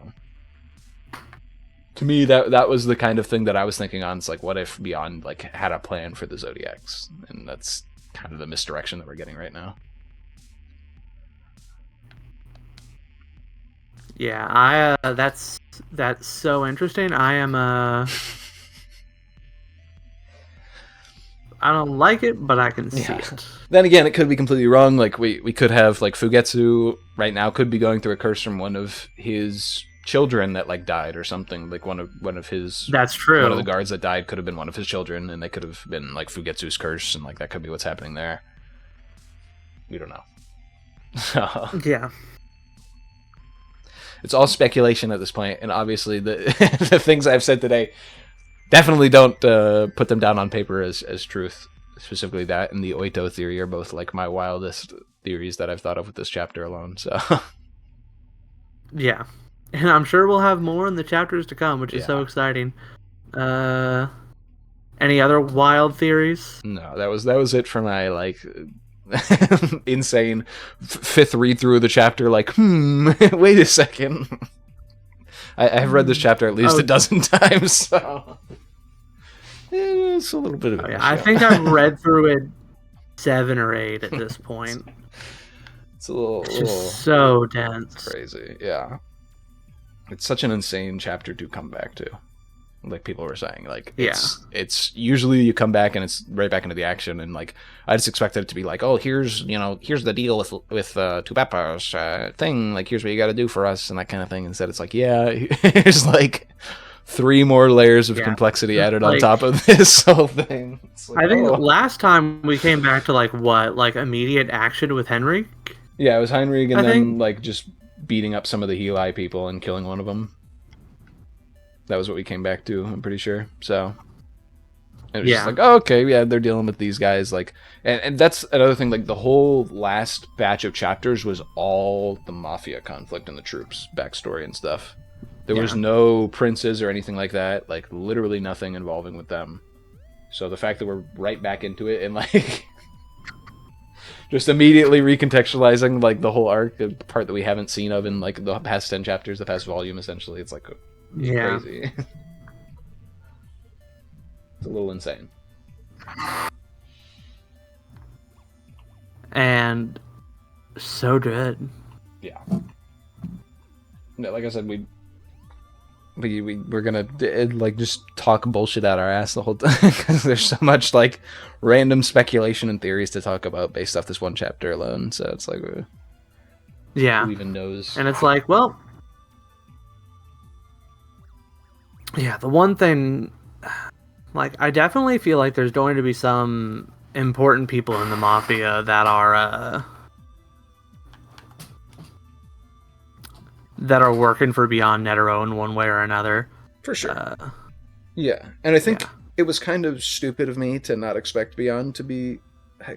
I just underestimated the story, I guess. Because we already had multiple people being like Bill and like other people being like, oh yeah, I'm working for Beyond actually, like I'm working for Beyond, and like that should have ticked me off that like maybe we're dealing with something. But that's here. Also kind of like one of the first things Bill said is like, I'm working with Pariston Beyond. But like literally, I'm just here like as a place to be until. It's just like the assumption was like, okay, we have all these people that we're being introduced to now, and they're gonna play in later. We're gonna have them in this arc, but we're just gonna like learn about them a bit more, and then they're gonna play in later. But now it's like, okay, maybe not. Okay, like we have so many characters that are like, how deep do Beyond's roots go? We can only speculate at this point, because the assumption was up until this point that he wasn't involved in this besides just like setting off the arc, essentially. Like he was just the conduit, but he wasn't like involved in it at all. Now we know he's pouring gasoline on the fire. Like, yeah. Yeah, there's also the idea that the entirety of the Black Whale 1 is potentially some sort of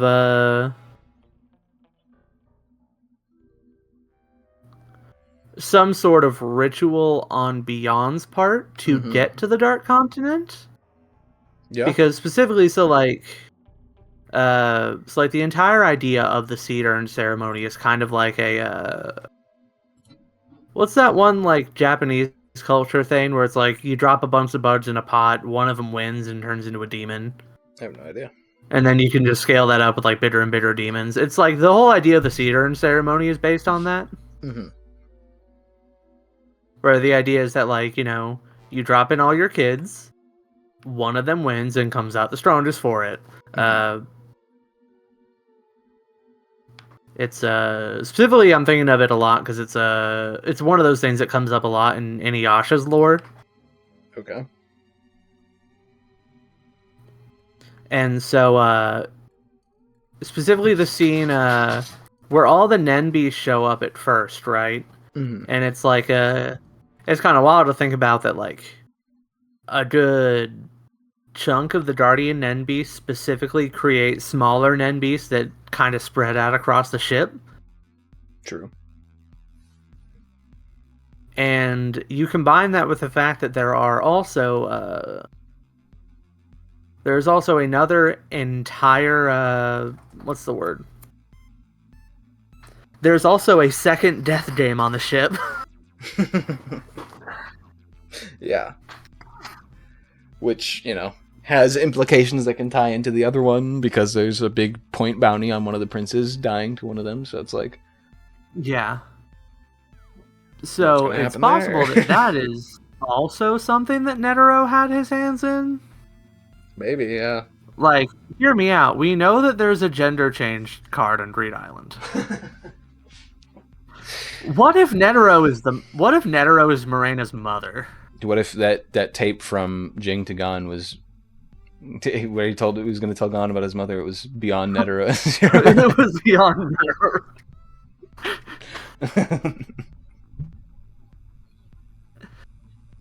You're so right. We figured it out.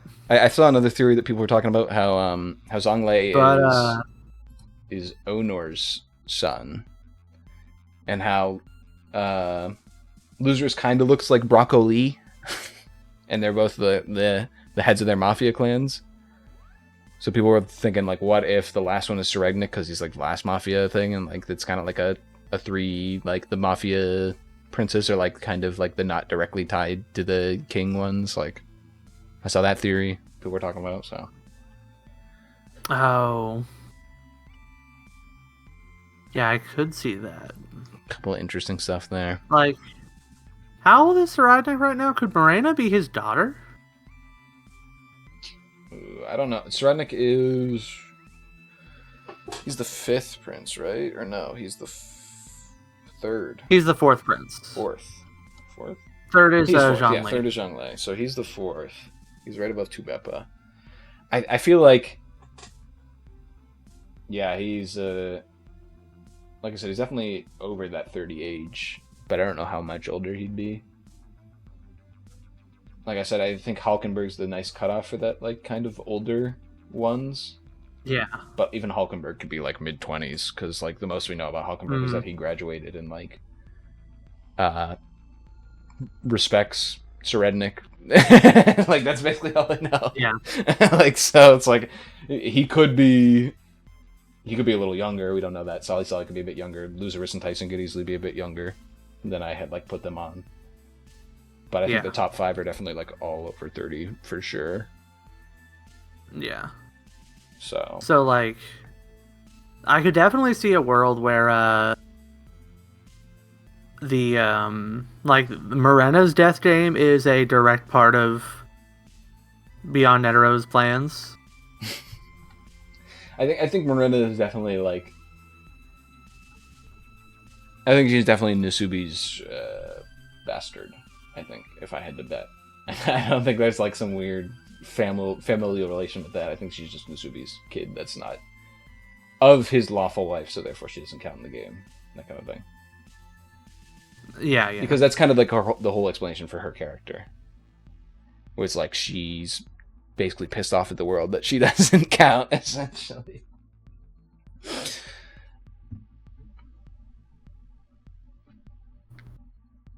Or at least that's what we see so far. Yeah. But of course, she could also assume that she's his kid and not be. Yeah.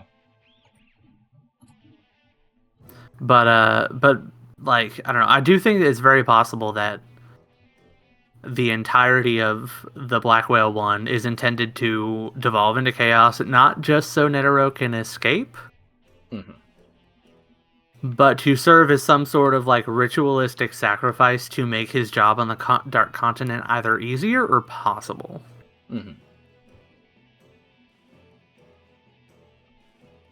But again, that's kind of crackpot fair. theory-wise. Fair.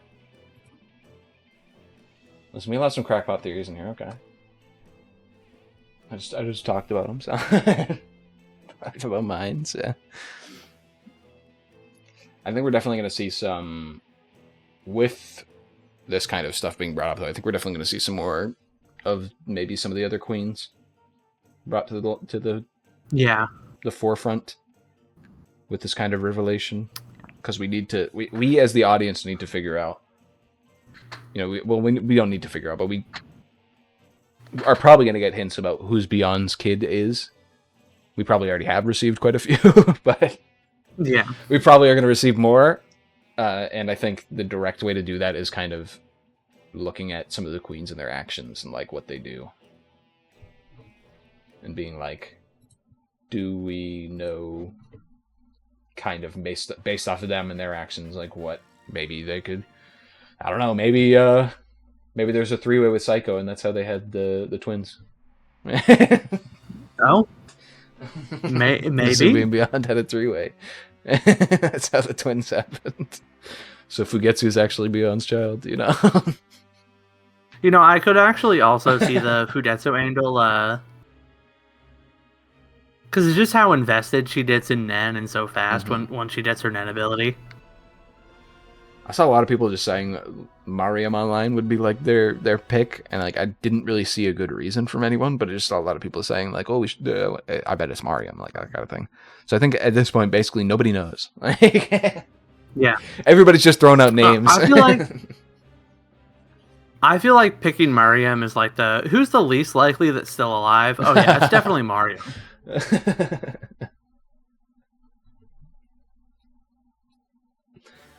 I definitely think Fugetsu is the least likely, in my opinion, just because of the twin aspect.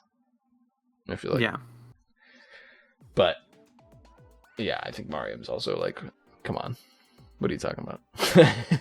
Like I said, I've seen quite a few people be like, it's Mariam, but like they don't provide any kind of theory as to why it is. But it's like everyone else who I've seen, there's at least like some theory where it's like, or like some interesting thematic parallel that you could make with the character. Like you said, Wobo, like it could be like an interesting thematic parallel where it's like, you know, yeah, or likely to like an interesting plot outcome. Yeah. So it's like, at least there's that, even if there isn't like direct evidence for a lot of them. But it's like for Mariam, it's like there's nothing. I haven't seen anything from anyone like talking about anything specific related to him. So yeah, that's I agree. Yeah, like the only thing. Like, if you put a gun to my head and say, why would it be Mariam? I would say, well, the ability of his Nen Beast is very in line with patience. And he likes to play video games the same way that Beyond likes to play games with people's lives. And there we go. We've got it. Mariam is his He child. has dark hair. When his mother and sister don't. So there you go. Don't look at Nasubi's hair. We found it. We're there. We've got it. Oh, it's Saleh Saleh because Beyond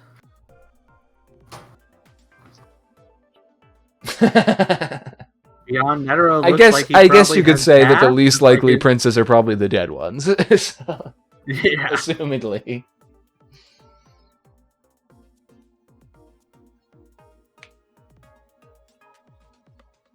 I'm still fully on the Camilla train, though. Okay, it's fair. I think Serednik is definitely my leader, with Hulkenberg close behind. Yeah. That being said, though, I think my favorite is probably your Oito theory. It would be crazy if Oito was his daughter, like, because it could be like the same like Longhi where she has like adoptive parents, where it's like she doesn't know that she's directly Beyond's child. You know, like Beyond set it up in a way. Mm-hmm. So it's like a...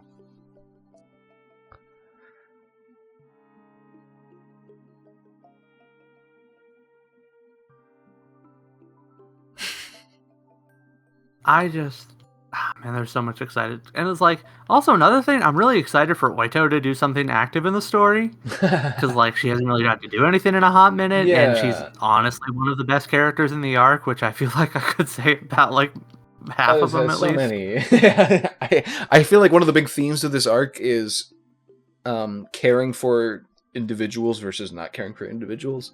And Oito's definitely like one of the biggest. Like, she cares a lot for like the people. Like, she cares a lot for when Momose was dying. Like, she really Yeah. She's like, like, it I broke watched her my heart. stepdaughter die right in It's front like, of I me. watched my stepdaughter die. I still care about her even if she's not my own, you know? So it's like, yeah, it's definitely one of those characters that I'm excited to see more of, and especially with like the thematic element of like where you have Hulkenberg, who seems to care a lot about him and his people, where it's like Benjamin seems to care about his inner circle but nobody else, you know, like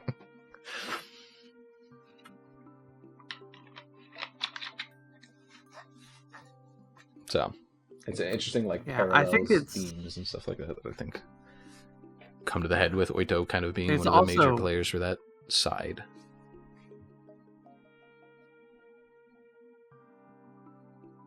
Yeah. I think it's also really interesting that like if you compare Oito and Hockenberg specifically, Mhm. is that Hockenberg actually kind of went to the solution of murder kind of quickly. Yes. He definitely did. Now, his solution was to murder his father as opposed to all of his siblings, but like that's still like a pretty quick jump to murder. And even after his like his continual like finding a motivation and stuff, he's very much after the upper princes and not like the lower ones. Like, he's not going after like the younger princes and like beating them down. Like, he's going after the all the princes that are above him, essentially, because he assumes they have the worst of intentions, because he doesn't like any of them except for Srednik. So Mm-hmm. Which is funny because Saradnik is probably the worst out of them. yeah. I like how like it's him and like Tubepa, I think, also kind of like Serenit, because there's one quote from Tubepa where they're like, all the upper princes are like bastards, they're the rapscallions or whatever the quote is, but But she's talking specifically, she's talking specifically about the top three, because there's like a panel where she's like talking to Serednik and stuff like, during one of the things and stuff, so I'm pretty sure she's just talking about the top three. Which it's so interesting that a lot of the other characters see Zhonglei as like a bad guy, when the only thing we've seen from Zhonglei is like him being nice to his constituents. Like, yeah, but there is also the fact that Zhang Li's faction are specifically human traffickers. Yeah, he also does have a mafia family under him that may have some human trafficking, so it's like there's we don't know yet, but it's like from everything we've seen of Zhonglei directly, it's like him being nice to his constituents, like him going and directly meeting with Melody because like he wants to like directly talk to her and not disrespect her. It's like, okay, it seems like he at least puts up a good front. We'll see what happens later, but as opposed to Benjamin, who just does not fucking care how anybody feels about him, and Camilla, who does not care about how anybody feels about her. Like, we're imposing our will. And then there's also interesting thing to think about is that Hockenberg presumably knew Saradnik when they were both younger, or maybe Hockenberg was younger and Saradnik was already a little bit older. Yeah, I think they said that like in college or whatever they connected, like when Hockenberg was in university is when they connected and stuff. Well, it's like whenever Hockenberg was like sent away, Saradnik was the only one who kept in touch. Yeah. So there's also the idea that everything that Hockenberg thinks about Saradnik, and potentially Tubepa as well, are based off of the kinder version of Saradnik that was at some point went off the rails that his friends are thinking of. Yeah. Well, I don't even know. Which also, I cannot wait. Yeah, it's one of those weird things to think of, because that was one of those chapters where it was really weird for me when they talked about like his friends talking about the kinder version of him, because in that same panel the friends kind of talked about like, is this really how far you want to go, Saradnik? And then they showed a panel of him like shooting a guy in their memories, like shooting a guy in the leg, like, yeah, and standing over him. Like, it's like, what? It's a little strange to see what happened there, but we don't know yet. So yeah, I cannot wait till we get more of the friends. Like that group has some of my favorite dynamics Yeah, for sure. in the Succession War.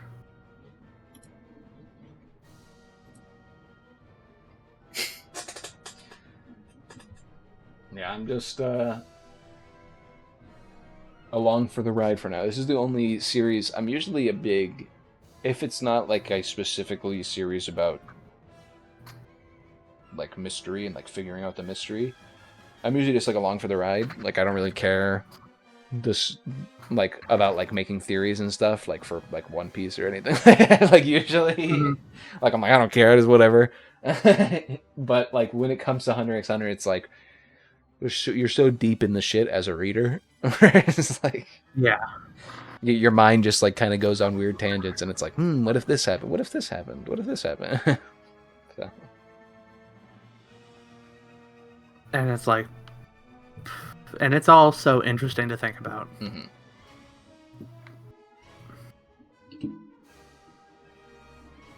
It really is just a better version of Jujutsu Kaisen. Juju was like, it was the the appetizer to tide us over while we waited for our meal to come out. Yeah. It was a little, oh, this is nice, oh, okay, cute little ending, okay, yeah.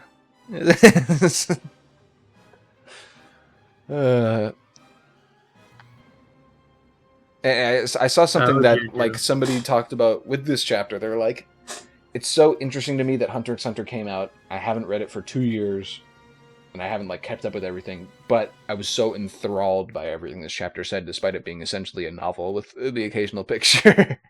And they said compared to just coming off of Juju, where it's like half of the chapters felt like a slog to read through, and it just got into like, here's the specifics of this power, and like it's like it really kind of puts Togashi apart from a lot of other like authors, where it's like you are literally reading a book half the time, but it's so interesting compared to like other examples in the medium, I guess. So. Yeah, I think there are certain parts of Juju that really stand up to some of the best parts of Hunter x Hunter. Mm-hmm. But I think definitely Hunter definitely has some moments where it's like where it kind of falls off a bit, like you mentioned previously when we were talking about the series. Something that I hadn't considered until you had mentioned it was like the narrator for Chimera Ant, where it feels like it's a little too much. You're laying it on a bit too much, and like definitely a lot of other people, I've seen that a lot of other people saying that online since you brought it up, where it's like the narrator kind of slows down the pace a bit and kind of muddles things a bit just to like kind of get the point across that we need to, that we might not even specifically need, or it needs to explain something to us, but it like takes so long and it's laborious, where it's like definitely I feel like there's something to be said there. But at the same time, I never feel like the series is misstepped from a point of his artistic intent in trying to get that across to everyone. Like, he has an intent for each of these scenes, for each of the explanations, for what he wants these characters to do, for what he wants us to understand. And it never... Oh, yeah, for sure. It never comes across as confusing from that aspect as long as you're paying attention. You know what I mean? Like, yeah. He gives you like the tools you need to understand it.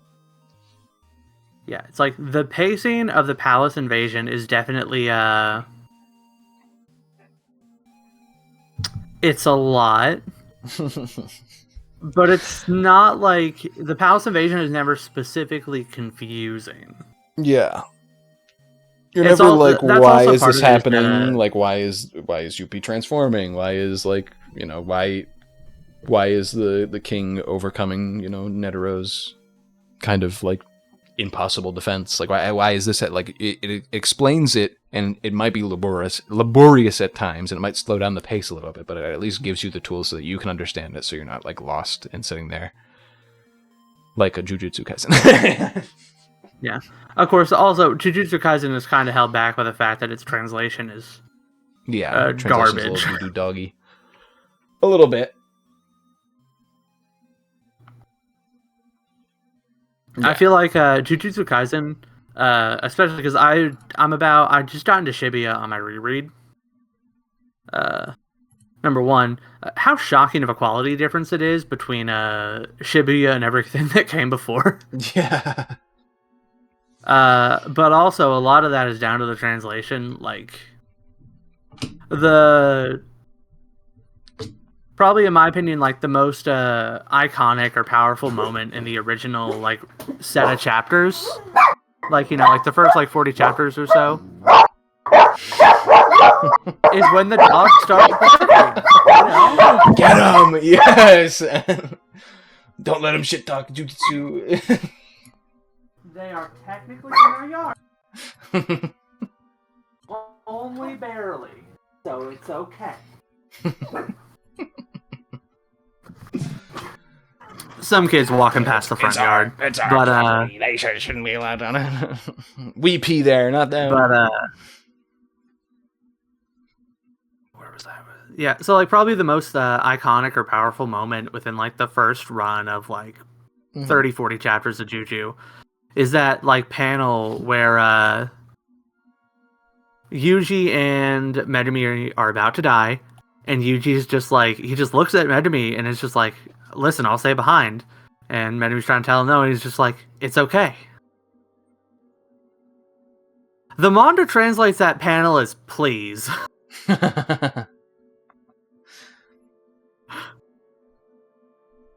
And it's so bad that in the moment that calls back to that later, they redid it. they translate it differently, but leave the original translation in the little flashback panel. That's good. It's one of those things where it's like, I'm glad I watched at least the first chunk of the anime first. That reminds me of, what was that My Hero quote? Where All Might, after he's done with the fight with All for One, and he points back and he says, like, now it's your turn or whatever. What does he say in the official translation? I don't remember, because I know I watched the anime first, so I got like the better version of it. I think in the official translation he says, now it's your turn. But in like all the fans translation, he just points to the camera and says, you're next. And like the implication in the fan translation is he's saying like, I'm coming to beat your ass next. Like, but it's like a second hidden thing where he's actually saying to Midoriya, it's your turn. But instead, he says, now it's your turn. So it kind of like takes away that like hidden entendre meaning where it seems like he's threatening someone and also giving Midoriya the torch. Where it's like, it just feels like they messed up a little bit. Yeah, like it switches the order of which is the more obvious reason. Mm-hmm. Yeah. So it's like, you're next. He's saying he's going to go beat the villains. But instead it's like, now it's your turn. And it's like, huh? Yeah. Not to say that translations are easy, of course. Yeah, for sure. And Juju is a very dense manga a lot of the times. I mean, like, even in Hunter x Hunter, like I talked about, there's some translations that like get lost on us because we're not Japanese speaking. And the Japanese language has a couple of like double entendres, like that one line from Netero where it's like, when he's about to kill himself and nuke the king, and he says, you have no idea humanity's like proclivity for evolution or malice, but there's no way to translate that to make it make sense in like English, to have it be like both evolution and malice at the same time, because it's like a word in Japanese that doesn't make sense. So like all the translations either choose evolution or they choose malice, and it's like you lose that second meaning of the word, kind of, where it's like he's saying both at the same time. I think, but it's like, I think the best translation for that was, I forget if it was I think it was the English dub, which just said the darkness of the human heart. Although I might be thinking of a different line. But yeah, translation is very hard, especially for really dense series like this. Yeah. It's extremely So as much as I will complain about the Juju translation, I will also acknowledge it's difficult. Yeah. Juju really needed a different translator, though. Juju needed the best in the biz, unfortunately. It was...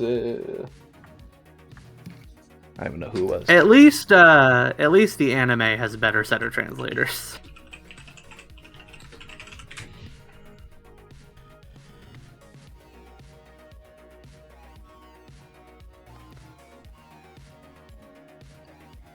And you'll always have the fans like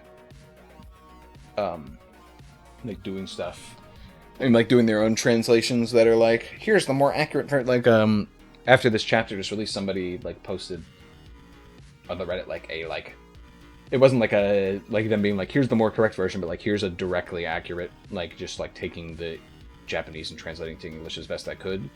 And then they did that, and they also like had footnotes for each page where it was like, here's the hidden meaning behind these words, and like here's what they're trying to like say. And I think one of them like stuck out to me. Let me see actually if I can find it.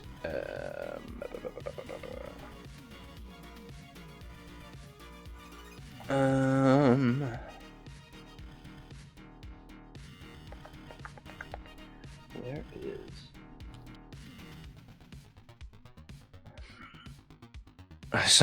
is? So many fucking theories in the latest chapter.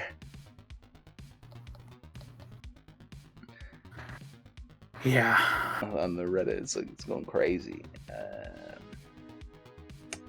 Yeah, I don't know. Let me actually look at my history and see if I can find it there. Because there's one line that stuck out to me that I was like, oh, that's really interesting.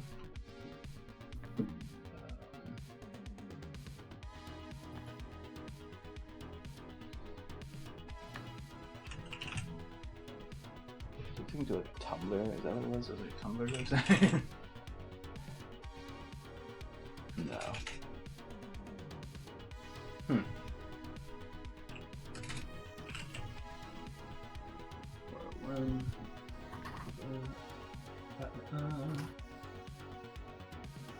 Yeah, I must have read it on my phone or something, and I just don't have the history on my thing, which is unfortunate.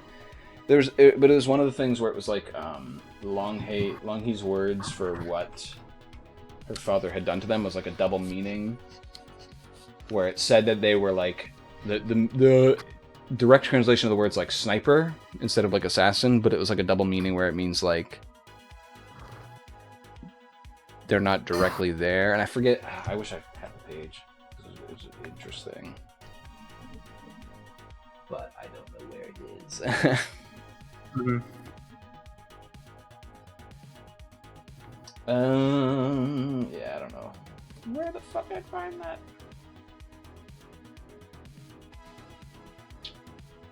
Unfortunate. Oh well. It was cool, but I should have bookmarked the page if I thought it was cool enough to talk about, you know? Oh, well. Still, though, what a good chapter. I'm so excited for more. Great chapter, and it's weekly. Which has its benefits and its negatives. Yeah. You know, some of my favorite mangas, you know, Vinland and like JoJo are monthly. And, you know, they have their benefits where it's like, I like that the author gets a lot of time to work on their chapters. Doesn't feel pressured. But at the same time, it's like, sometimes you'll read a chapter and be like, holy, I wish I could read the next one next week. Yeah. So at least we get the benefit of that. It's unfortunately going to put a bit more pressure on him. Oh, Vinland Saga. I'll watch you one day. Saying it's really good right now. It's in its final throes at the moment. I still have Oh, yeah, that's right. I still need to read more of Witch Hat Atelier. a little fun fact about Vinland Saga is during COVID. This is how dedicated the author is to doing his research and doing it correctly. So usually the author of Vinland Saga like goes directly to the places where he's writing about and like looks at their history and stuff and like delves into like literal realistic like architectural stuff and like tries to find actual real like physical media to like look at and like that kind of thing to base his stuff off of. During COVID, he obviously couldn't do that. He couldn't travel. So we had an arc where they were supposed to go to Constantinople to do like some trading stuff. But because he couldn't go and visit, you know, Turkey at the time, because he couldn't do that and go to Constantinople, it's like he skipped the arc entirely. Oh, wait, was it Istanbul or Constantinople? But people were like, what? He skipped the whole arc? And then like, it's like, well, he didn't want to write about something that he couldn't like fully research, essentially. And so it wasn't like he skipped the arc and said like, "Hey, who cares?" It was like he skipped the arc and like had the characters just like do what you were expecting them to do.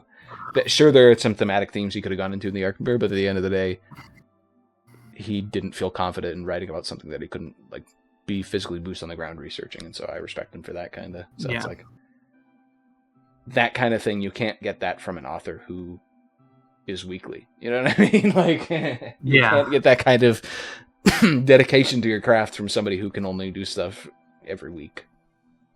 Which is like why I still have such huge respect for the for the authors who do stuff week to week, like Oda and stuff like that. Even if I think sometimes their stories might fall a little bit because they weren't allowed to reach their artistic peak because of their deadlines. It's still like, I think I have huge respect for them being able to do what they do. Yeah. And even if it's not the deadlines that cause the problems, like, it's still still a factor. Like I'm sure he could do whatever he want. Like Oda at this point could just be like, yeah, I'm taking a hiatus for like a year. He felt like it. Like Togashi does, and like Araki does for JoJo, where it's like he takes, it's a month between chapters, and sometimes he takes breaks and stuff. It's like these are the guys that like made the industry what it is today, so I'm pretty sure they could do whatever the fuck they wanted, and nobody would like be like, no, you can't do that. And like so. So yeah, it's like I'm sure he could, but at the same time, he likes being in that weekly kind of thing as well, and having that kind of young audience so that he can go out in the streets and like meet and stuff. So that's his decision. That's how he feels like that's how his series should go going forward. Good for him. I'll judge him for it out here as a consumer, and I shall judge him accordingly.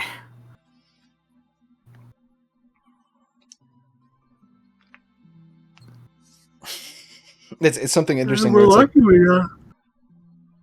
I saw people online talking about like, I feel no stakes for our heroes. The only people that I feel stakes for are the world government in One Piece. Like I feel like if I'm looking at it from the point of the world government, I'm like, oh shit! Every time they come into an arc, it's like I wonder if they're gonna succeed or not. It's like the heroes, we know they're gonna win. Whatever. That's just funny. Yeah. It's one thing we don't need to talk about. We don't need to talk about that today. We're all happy. Yeah. We're having a good time. We're talking about good stuff. We're talking about like Dawn to Dawn. So true. Guy who hasn't read Dawn to Dawn and doesn't plan on it. I know you need to. Or maybe just watch the anime. It is out on Netflix, unfortunately. Yeah, when you read Vinland Saga, I'll consider it. Okay. Well, no. The trade-off for Vinland Saga is Sleepy Prince. That's not fucking happening. There's literally no chance I read that shit. It's so good. 0% chance. Maybe Cory, in the far-flung future, where we become super mega stars, and we do a charity stream and we raise like $10 million, then I'll read it. Like that'll be the $10 million incentive. There you go. All right. I've got my goal for success now. Yeah, Cory has a new drive. Yeah. It is. I do like that I'm reading a lot of stuff that's like I think is pretty good right now, because we got Now, which is going strong. Sleepy Princess, which I think is really good. Frieren in our like occasional chapters is still fantastic. Mm-hmm. We have spent like 6 chapters just developing the villains of this arc, and it's great. It's nice. I'm glad, because it's like one of the few things I didn't like about Frieren from what I read so far. So.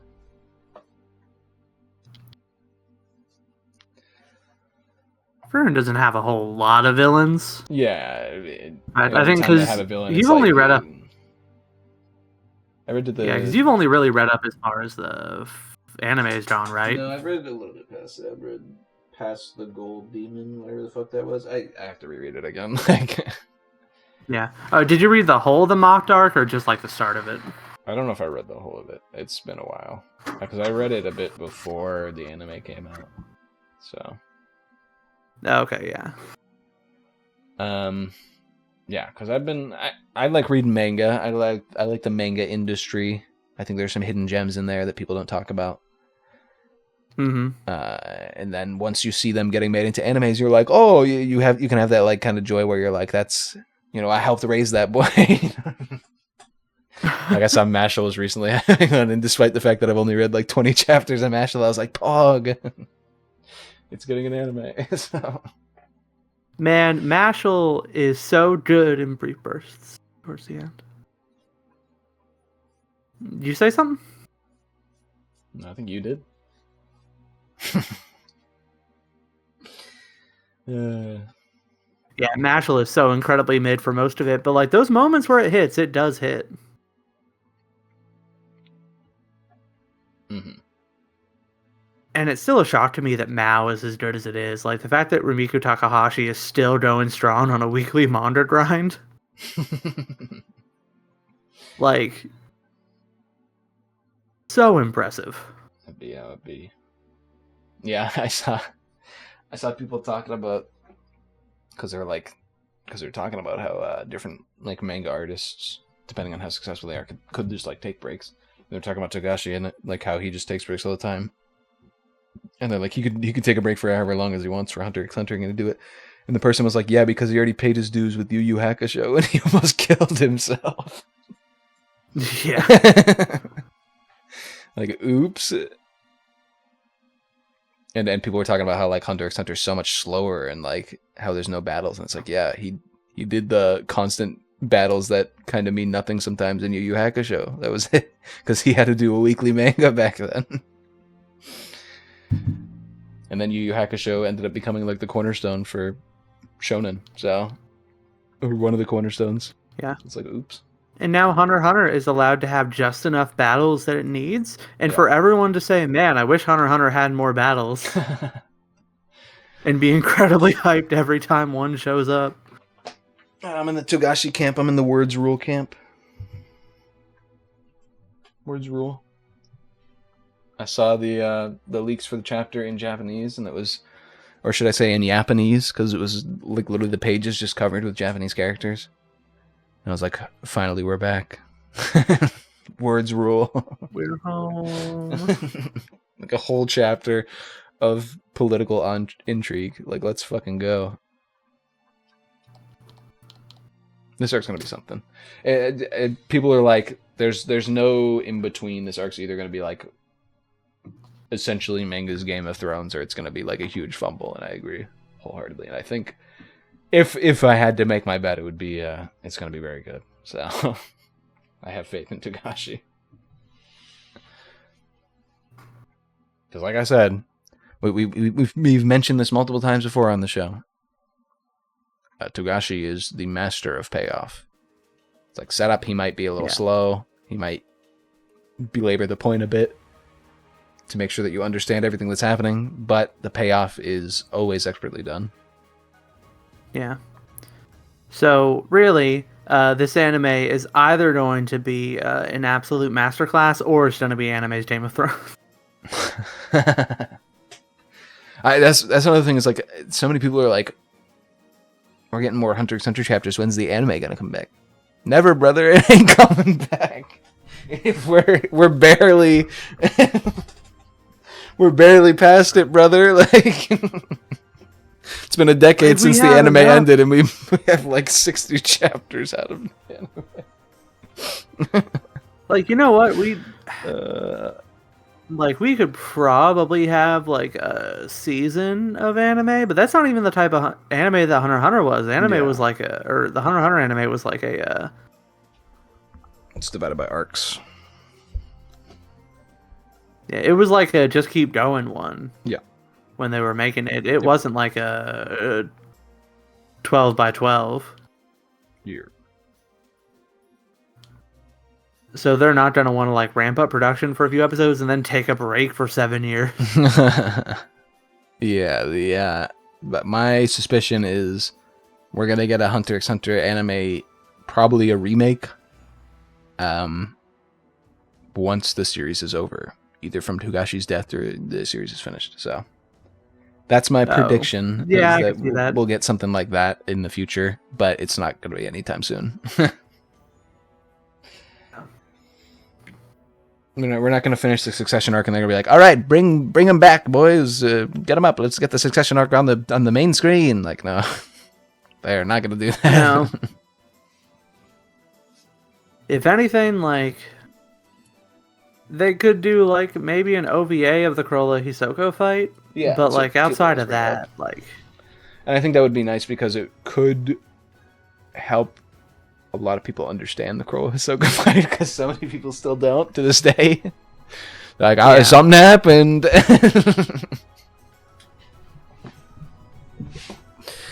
It's a little too dense. I have read that fight so many times, and every time I'm just like, okay, I understand that, and then it's over, and I'm like, what happened to that? Yeah, it's very much dense. And that was one fight that we've been looking forward to for so long, and I'm like, what's even going to be happening in these fights in the Succession War? Like, are they going to be quick and like bloody, or are they going to be like, are we going to see something just like chapters upon chapters of just like mind games, essentially? Like, we don't know. Yeah. Or both. Yeah.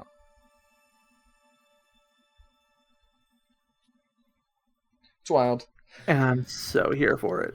We'll see what happens. I mean, we're definitely getting the quick and bloody deaths because the Hailey family. I think that's going to be a lot of theirs. Yeah. But, we don't know what's going to happen with them. We still know, like, Dogman has a special mission, according to Marina, so what's happening there? Yeah, and there's just... And there's so much. And we got the spiders, and we got Hisoka, we got the Zodiacs. And we're still on day 10 of 2-month trip. Yeah. I was like, people were laughing about it being day 10, and I'm like, but they showed us the beginning of the chapter, the time, and the end of the chapter. So 2 hours and 15 minutes passed in this chapter. And if we keep going at this rate, it's going to take for fucking eternity to get to the end. Yeah. But also, I think it's the implication there is that, like I said, I think one of two things is going to happen in the future, where either a lot of stuff is going to happen in a very short time, and we're going to see shit kind of like explode, or we're going to speed up a bit and we're going to continue on to like the next part, or like not even the next part, but like we're going to increase the pace a bit now that like the classes are ending and that kind of thing. Yeah. Who knows? I mean, like, there's at some point where like the dam is going to burst and everywhere on the ship is going to be in conflict. This feels inevitable.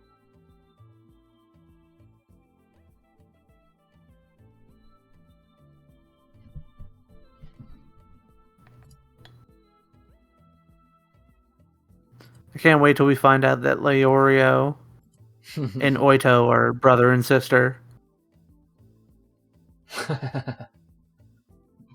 And that they're both Netero's children.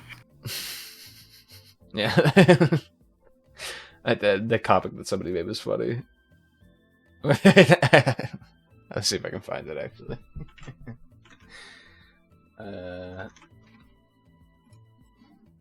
You might get a kick out of it.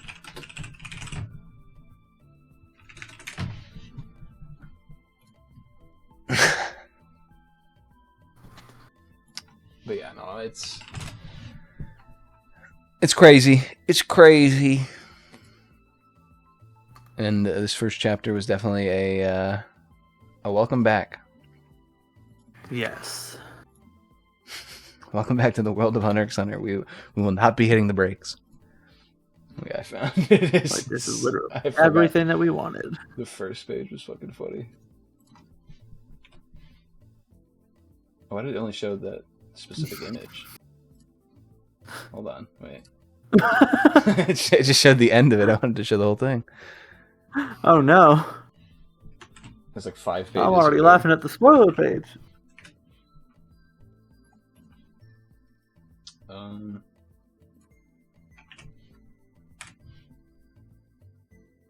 Okay, there we go.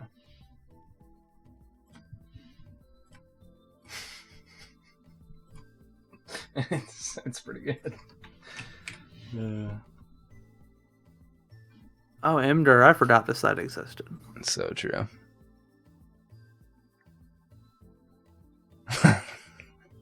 Oh my.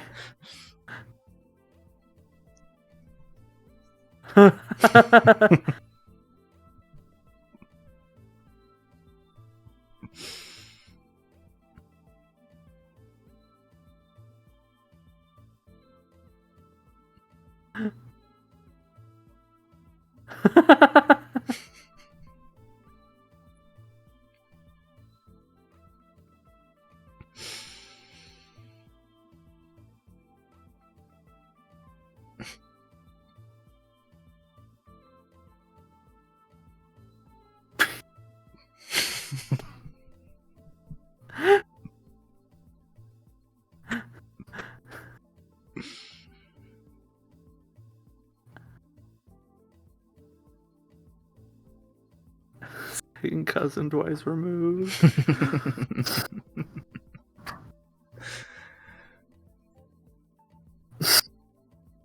Bean, no!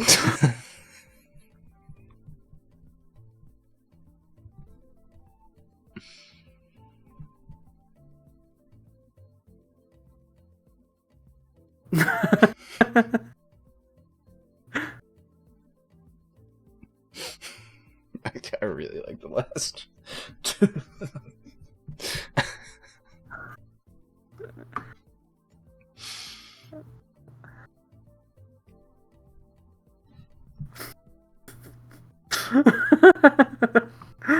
I hate that. Absolutely atrocious. 0 out of 10. I really like the maybe if your father ever loved you, you'd known that. And then it's with an arrow 42nd son of beyond that arrow.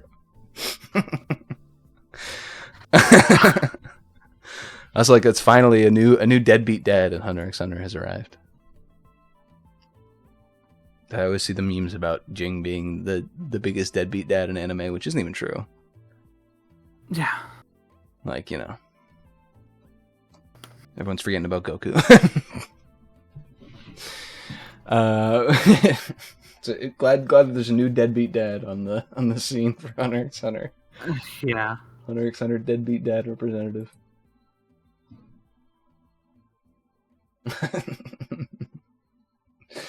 Maybe if your father ever loved you, this arrow, this fucking 42nd son of Beyond Netero. It's so funny to me. I don't know why. Yeah, I was gonna say, isn't Kenjaku the deadbeat dad? Then I forgot he was Yuji's mom. Yep.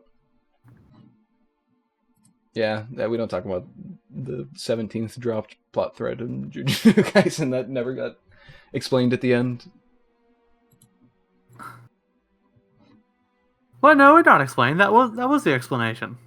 Well, it never got like expanded upon. Like the fact that Yuji's like a fucking cursed object and human in one. And he's the son of like the main villain whose machinations were the whole plot.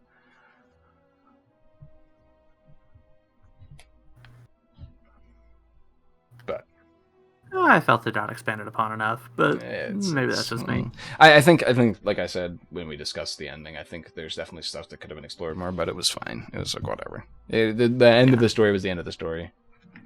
It's not like I'm going to be like, well, they didn't explain this plot thread, and they didn't go into this, and there. It's like, whatever. Yeah. He wanted to end it this specific way. It's fine. The world moves on. Yada yada. Yada yada. Let's see. Anything else you want to talk about today? No. I should probably get back to working on my website here soon. I mean, I'm good. I gotta go to my parents for my funny birthday dinner. So. Oh wait, is it your birthday? Yeah. Happy Oh birthday yeah, to that's me and right. you, Because Hunter x your Hunter. birthday is whenever Hunter x Hunter came out. I forgot about Yeah. that. Yeah. Happy birthday. Thanks, Hunter x Hunter. Consider my gift that I gave you extensive thoughts about Beyond Netero having sex with Camilla's mom. You're welcome. I mean, I'd already, 3 of my potential 4 princes were from the same queen, so. Good point. I had already thought about that at length. Wait, what? What?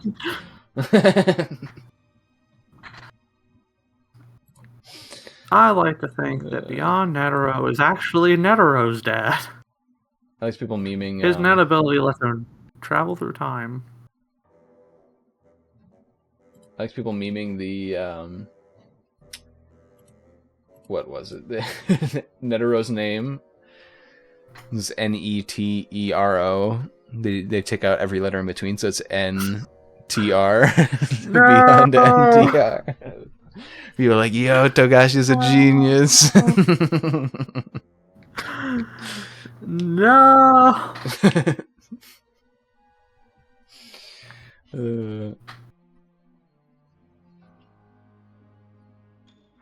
It's all right. Nobody likes Nasabi, so we won't feel bad for him. I mean, I like Nasabi enough. He's a creep, but I like him as a character. He's had one good conversation. Yeah, I mean, sure, it was one of the best conversations in the arc, but half the conversations are the best conversations in the arc. He had a very good. I ain't giving him no credit for that. Kind of explaining his side of things and convincing another character or something. So. Yeah. And man sent one of his characters to give up his morals. Oh wait, that is actually a really impactful thing to do. Yeah, it is a very big thing to do. Oh well, I don't give him no credit. Man, I'm gonna be thinking about Hunter x Hunter for the rest of my life. 10 years at least. That's the Attack on Titan meme. There you go for you today. How dare you make me think about Attack on Titan on this most blessed of days? You already made me think of One Piece. Fucking sleepy, creepy princess. Listen, Sleepy Princess is not creepy. It's fantastic. Uh-huh. We're probably going to get the very rare fight in the next chapter. That's exciting. I can understand why she's sleepy now. I'm sleepy just hearing about it. Listen, they found a dungeon underneath the castle. Oh my god, I don't care. So they go down to explore it, and she wasn't supposed to go, but the only reason she went is because she wanted to sleep in the save room. Yeah, it sounds fucking amazing. It is. Easy to understand motivations for our characters, of course. Yes.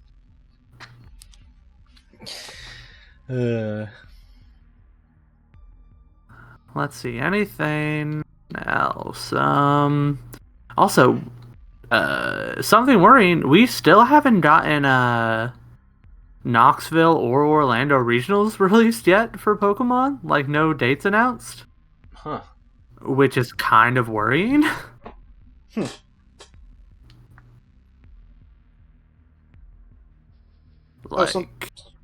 Yeah, I mean, I don't know how those tournaments usually operate, so. I don't remember when they got announced last year, but I feel like it was sooner than this.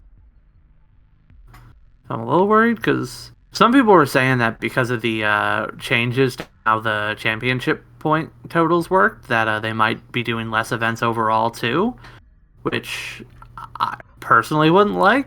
I mean, last year they had like the biggest year for VGC ever, so it would really kind of suck if they also cut back on the number of events. Year. Especially because like the Knoxville and the Orlando ones are the ones that are the easiest for me to go to. Yeah.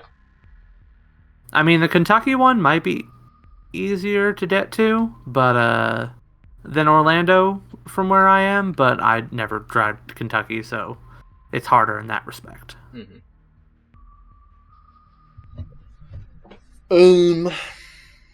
Yeah, I wouldn't know. I did watch. I think it was yesterday or the day before. Wolfie was streaming an online tournament. Oh yeah, and he used a terrible disgusting team, and he made it to like top 8. Yeah, he got 5th. With freaking sheer cold Lapras, Hypnosis Bronze on. So fucking God, crazy. What a funny team.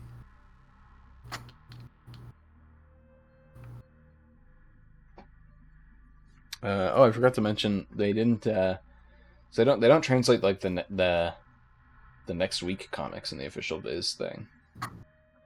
Like the next week, here's what you can expect. And the final page usually has like in One Piece and stuff like that. Oh, okay. Next week. And for Hunter x Hunters, it said next week the Princes and Melody finally make their move. So you can expect the Princes and Melody in the next chapter. Well, that's really exciting. Melody is one of my favorite characters. Yeah. Don't talk about how many characters I've said that about today. You listing every character in Hunter x Hunter? At this point, yeah. We got Genthru. That one guy that killed in the exam. Just literally like the first character. It's a character that like half the fan base hates. Listen, I am a Greed Island apologist. If the Succession War didn't happen, Greed Island would be my favorite arc. Certainly something. Definitely am a Chimera Ant head.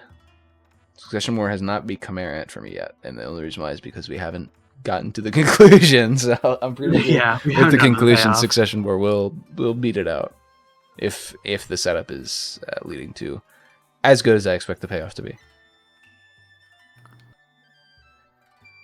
Also known as me setting myself up for inevitable failure when I disappoint myself in my own head.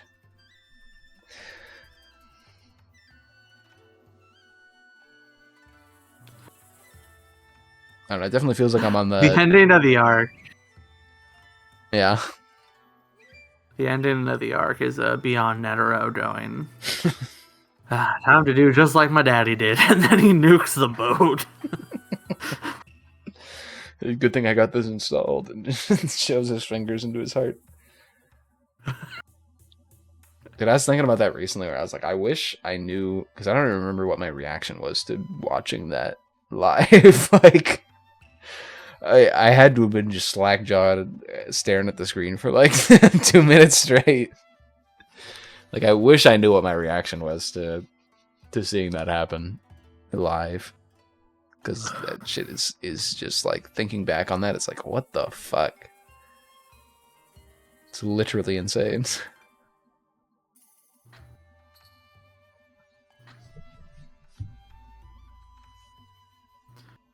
Really is. Man, I love Hunter x Hunter. I still think about the Chimera Ant arc ending sometimes, and it's like... It's so well done. That's why I'm like, yeah, it's... Togashi's the payoff man. Yeah. I want my payoffs to come to Togashi. He does the good payoffs. His arcs don't just end with Gon punching the bad guy and that being the end. So yeah. Has any arc besides Greed Island ended like that? And even Greed Island wasn't Gon punching the bad guy. It was Gon getting all of his limbs fucking blown off. Yeah, Gon punching the bad guy was the bad ending. Gon punching the bad guy after he purposely sacrificed all of his limbs because he wanted to prove a point, because he's a fucking pissant.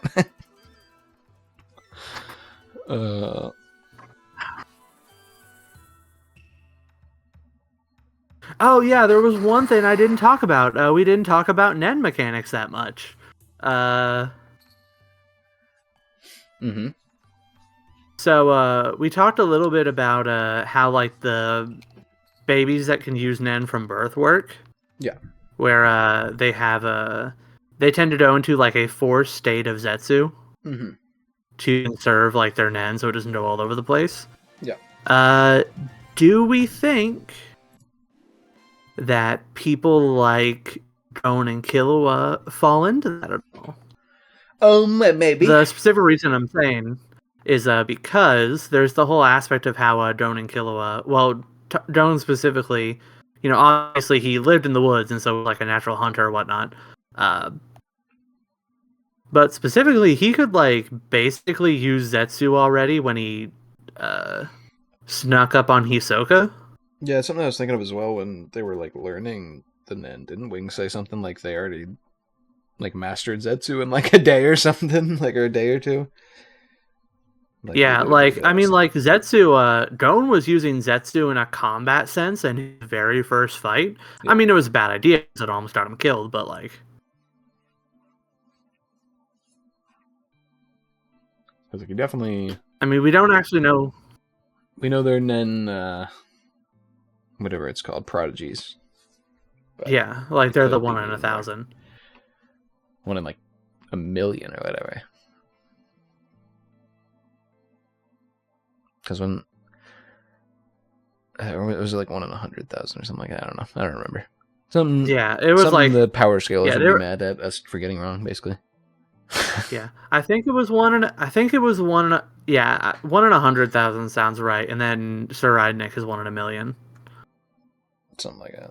I think because it was like because he was talking to Zeshi or whatever, and he's like, "Yeah, you're like 1 in 10,000, but they're like 1 in 100,000." Like he's like, "You're like a 1 in a you're." I think that's what he said is you're 1 in 10,000 because you're so experienced, but they're like 1 in 100,000 basically. So, yeah. I think that's right.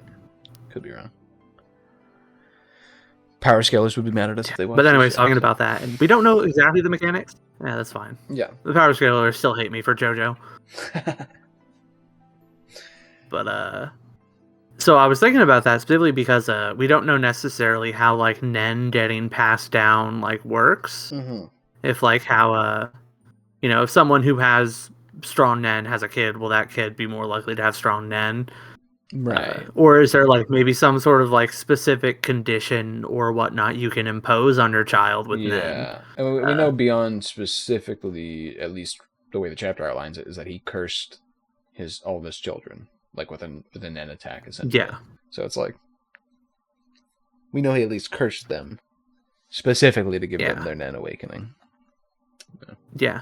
And we know that if there were characters that would be willing to do that to their kids in a slightly less negative way, it would probably be Jane and the Zoltans. Yeah, true. Not false. It's interesting to think about. Yeah. So, yeah, I just think that it's kind of worth noting the idea that whether this is intentional or not is up to say, but the idea that having kids through some sort of Nen vow in order to ensure they end up growing stronger could be something that has happened before and would tie in very nicely to the parallels we already have between some of our earlier prodigies and Sir Rydnick. Mm-hmm. I think definitely for sure. And one of the thematic things I even forgot to bring up, it reminded me by talking about it a little bit. It's post-mortem Nen. This whole arc has been so much about post-mortem Nen.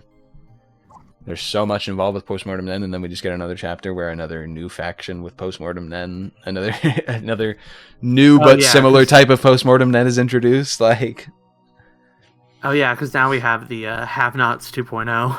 Yeah, so it's like we definitely something's trying to be said with post-mortem Nen here in this arc that we aren't entirely privy to yet. So that's true. There's also like the entire seed urn ceremony is in some facet. It's just like has to do with one of the ancient Kakin ancestors doing something. Yeah, it's both an act of post-mortem Nen and an attempt to capitalize on post-mortem Nen in the same way that Camilla's ability does. Yeah, so it's like so much in this arc is involved with post-mortem Nen already, and then we have more characters introducing more post-mortem Nen. It's like it's a very deep arc with all these different thematic things, and that's one of them that's being brought to the forefront here, where it's like talked about it a bit before, but now it's being like majorly brought into the main spotlight with all this shit that's happening. One of my favorite things about Hunter x Hunter, and well, it's like one of my favorite things about like a lot of manga in general, is that when you can have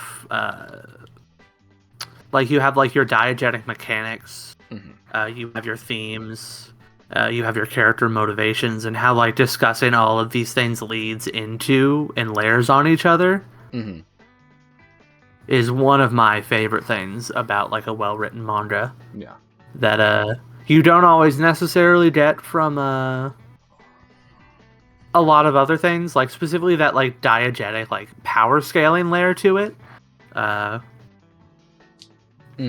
it gets laughed at a lot because, you know, like there are a lot of chuds and like power scaling subreddits and, you know, the game theory light type of people that, you know, take it to like a ridiculous level.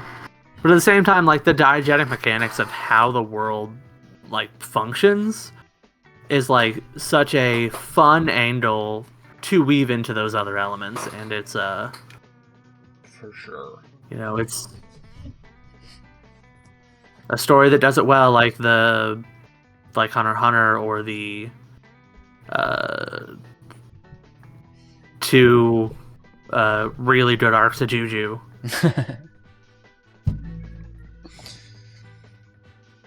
Yeah, no, I mean, I think Hunter it also helps that Nen is such a both well-defined power system and also something that has like an infinite. It's well-defined enough that you know exactly like when somebody comes in and they explain, okay, this person's a manipulator, their power does a specific thing. Like Long He came in and said, my power is like a manipulation. Okay, we know that's a manipulation power. We know she's using it. We know it's powerful enough for her to use it. That kind of thing. But also it's like, we don't know every specific thing and like every facet of it that can be expanded on in the future. Like Postmortem Nen's a relatively recent kind of expansion that we're going on to. With Long He, she could not even be a manipulator. She could be some entirely different thing, you know, and like we also have the recent revelation that when he released that one book that explained Nen a little bit more, where characters can be in between two different schools of Nen, essentially. Like they could be halfway between them, or that kind of thing. So it's like it's a defined system that we know what we need, the information we need when we're being told what we need, but at the same time it can still be expanded upon and we can still be like surprised by the system itself, where it's like it's a really interesting system that can be used as a tool for that kind of diegetic information like you mentioned, while also being strictly defined, so we can still not lose ourselves when it explains like this person is an enhancer or whatever. Yeah. It's like Nen is perfect for the triple O moments. Where you have a revelation about the mechanics and it makes you go, oh.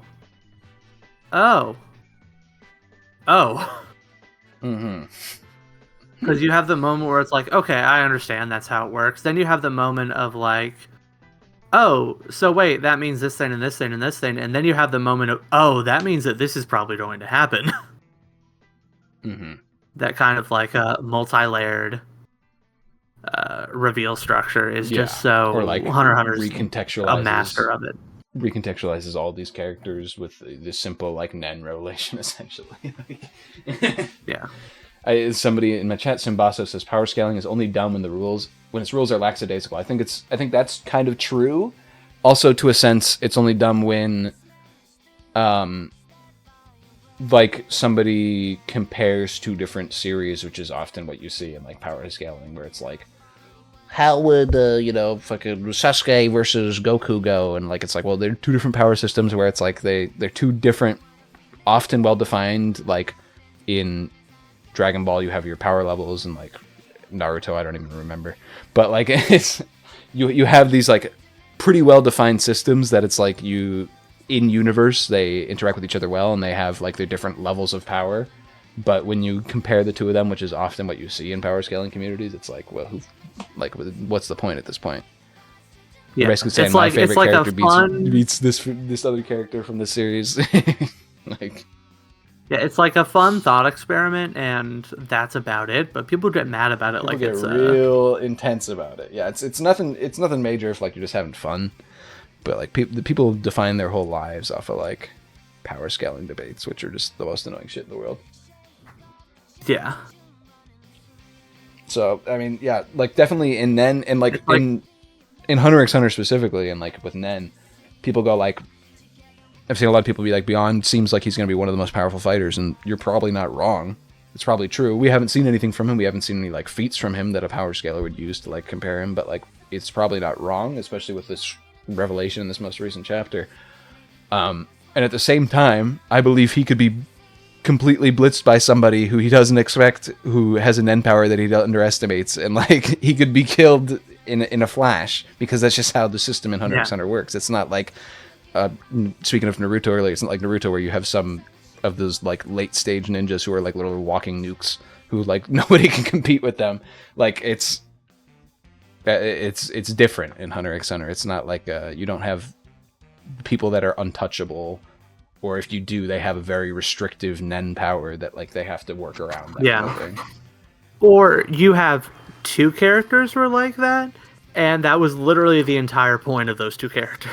Yeah, it's something like that, where it has a narrative purpose for them being that way. Yeah, so that's the benefit of Hunter x Hunter's power system, I guess, is that it's just because somebody has more aura than somebody else doesn't necessarily mean that they're the end all be all. They're gonna beat them wholeheartedly.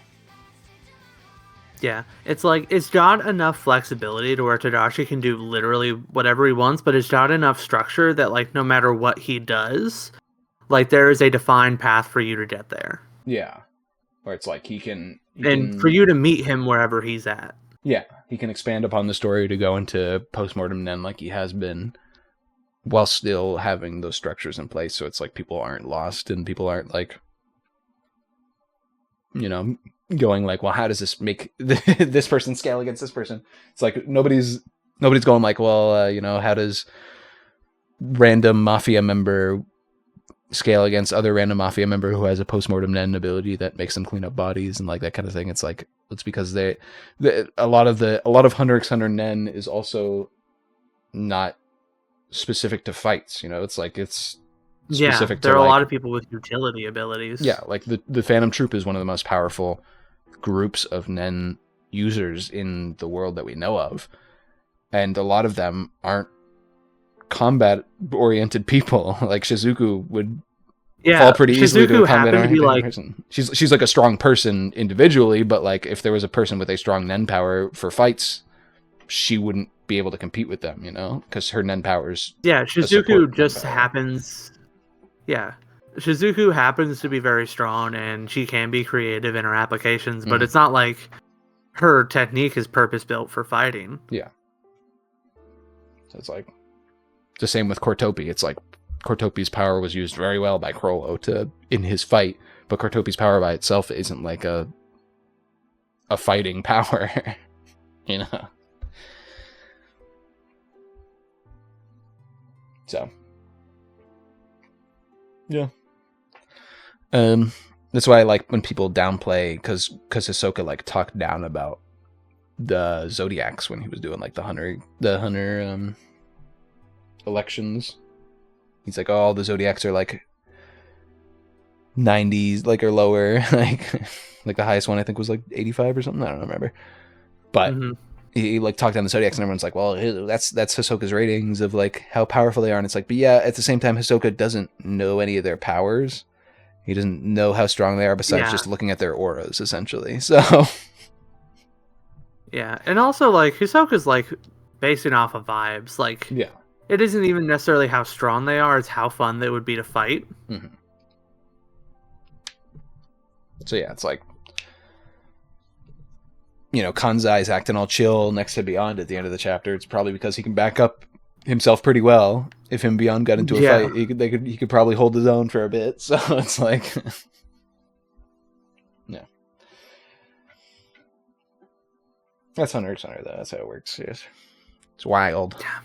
It's crazy. And it works so well. I love when when Sayu is talking about his powers to Mizai-stan. And he's like, yeah, technically my ability is least effective against enhancers. But also enhancers tend to panic the most whenever they get hit by my abilities, so yeah, it all kind of evens out. Yeah, and it's like a fun little thing where it's like it makes perfect sense.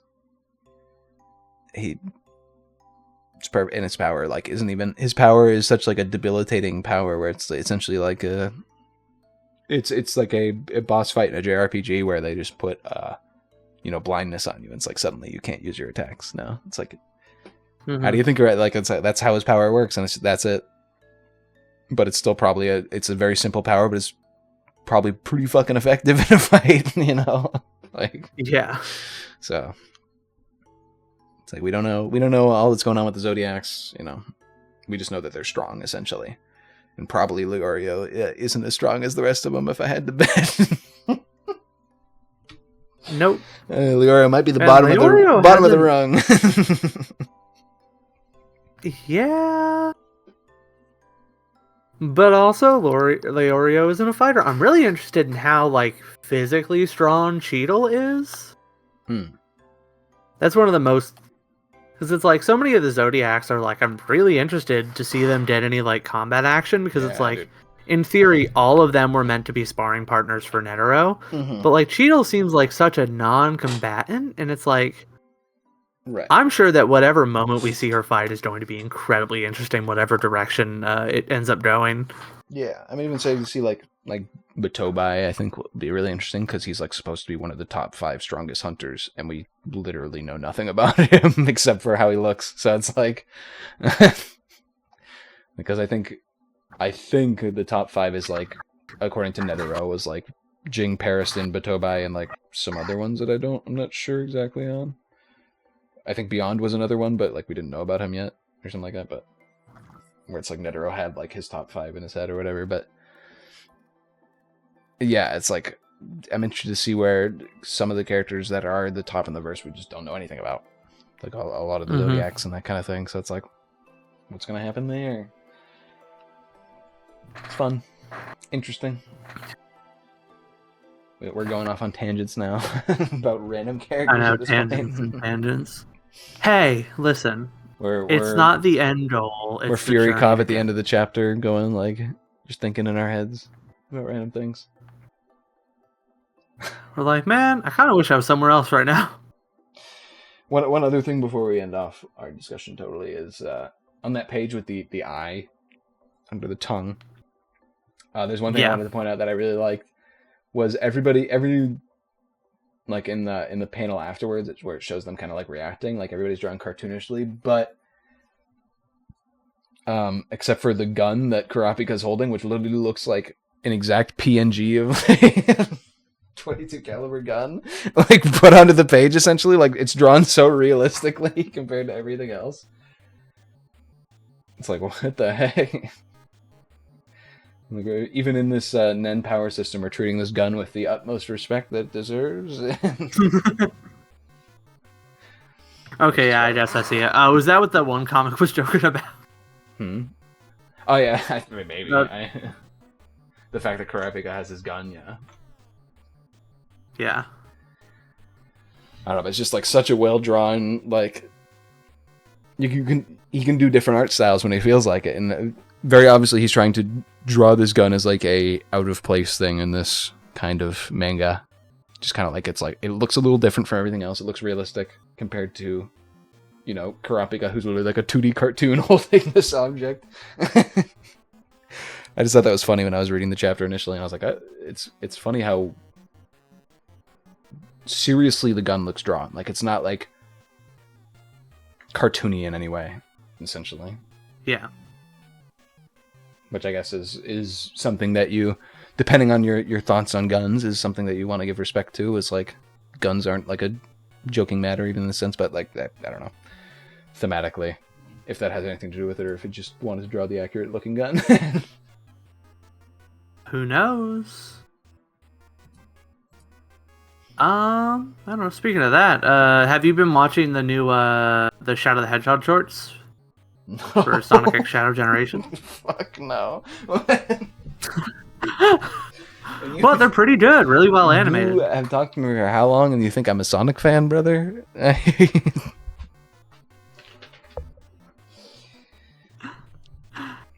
No, actually, I was just going to talk about how much I love the way that Shadow the Hedgehog handles its realistic guns. That's fair. Yeah, because there's that interplay where if you are playing the quote unquote hero route, or the one that's like you might consider a bit more sanitized and kid friendly, you end up using the dark route, or the evil guns, which are like a lot more cartoony and like sci-fi lasers. But then on the evil route, where you're a bad person, you end up using the more realistic guns, even though those are the ones that are used by the good guys in the canon. There's like a little bit of interesting interplay there between what you end up using on which routes. It's really interesting. Cory finally bringing up the good stuff, according to Noah. So that's how you know it's time to end the stream. Oh dang. The chat's gone wild. Oh, one more question. Are you a Chainsaw Man reader? Not at the moment. I've read the first part, but I haven't been reading any of the recent stuff. The second part, Okay. if it's continued past that. Anyway, apparently people are sharing screenshots from Chainsaw Man saying Dojo got reincarnated in it. I don't know how real that is.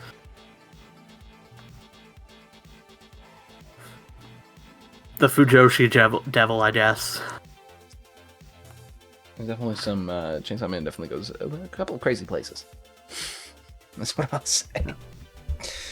Definitely. Like, don't worry, Choo fans, we got you. Anyway, thank you so much for the stream today. Hopefully we can do it again next week and have hopefully just as much to say. I mean, even if we don't have as much to say, like, I still think it's worth it to talk about it, especially since I refuse to get involved in any Hunter x Hunter communities. Like I said, like we did this last time with the last 10 chapters and the chapters before it, where we just like did a stream every week where we just talked about the most recent chapters. So yeah, hey, I'm fine with doing that. I like doing it. I'm not doing it for anybody else but myself. So. And you, of course. You're not doing this specifically for me? Yeah, and you, of course. It's for me and you, because we want to talk about it, basically. And I don't have anybody else to talk about it, except they're a random person on Reddit that I don't really know. So. Yeah, I just, sometimes I'm reading and I just need somewhere to pour out my bonkers ideas. Exactly. So here's why Data Riku will appear in Chainsaw Man. What if that? Would you then read Chainsaw Man if Data Riku was in it? You know what? If Data Riku showed up in Chainsaw Man, I would be like, all right, guess I'm binging Chainsaw Man tomorrow. Reading Chainsaw Man. Literally, he's called the Lore Devil. The Mannequin Devil or something like that. Oh, that'd be perfect. I think I need to send Fujimoto a letter with some ideas free to use. I haven't. Anyway, thank you so much. The Traverse Town video, just because I've been like thinking about so many other things right now, like critically, and I'm like, I don't want to think about Kingdom Hearts critically right now. Like it's a whole rabbit hole that I had to go down. I watched it. It's good, so you can know that at least. I mean, I already watched the Destiny Island one and went a little too deep for myself, going into like the manga of that a little bit. So I'll end up watching it. Maybe one of these days we'll do like a read through together of the manga. That'd be cool. fun. Yeah. Anyway, I'm out of here. I need to get me back to work. All right. See ya. All right. Bye, stream. Yep. Drop. End of stream, boys. Your voice. I'm out. All right. See you later. Thanks for the stream. I love you, man. Bye. So yeah. Well, that was fun. Hunter x Hunter. Man, oh man. What a good series. Yeah, expect a stream from us next week. Expect a stream from me this week.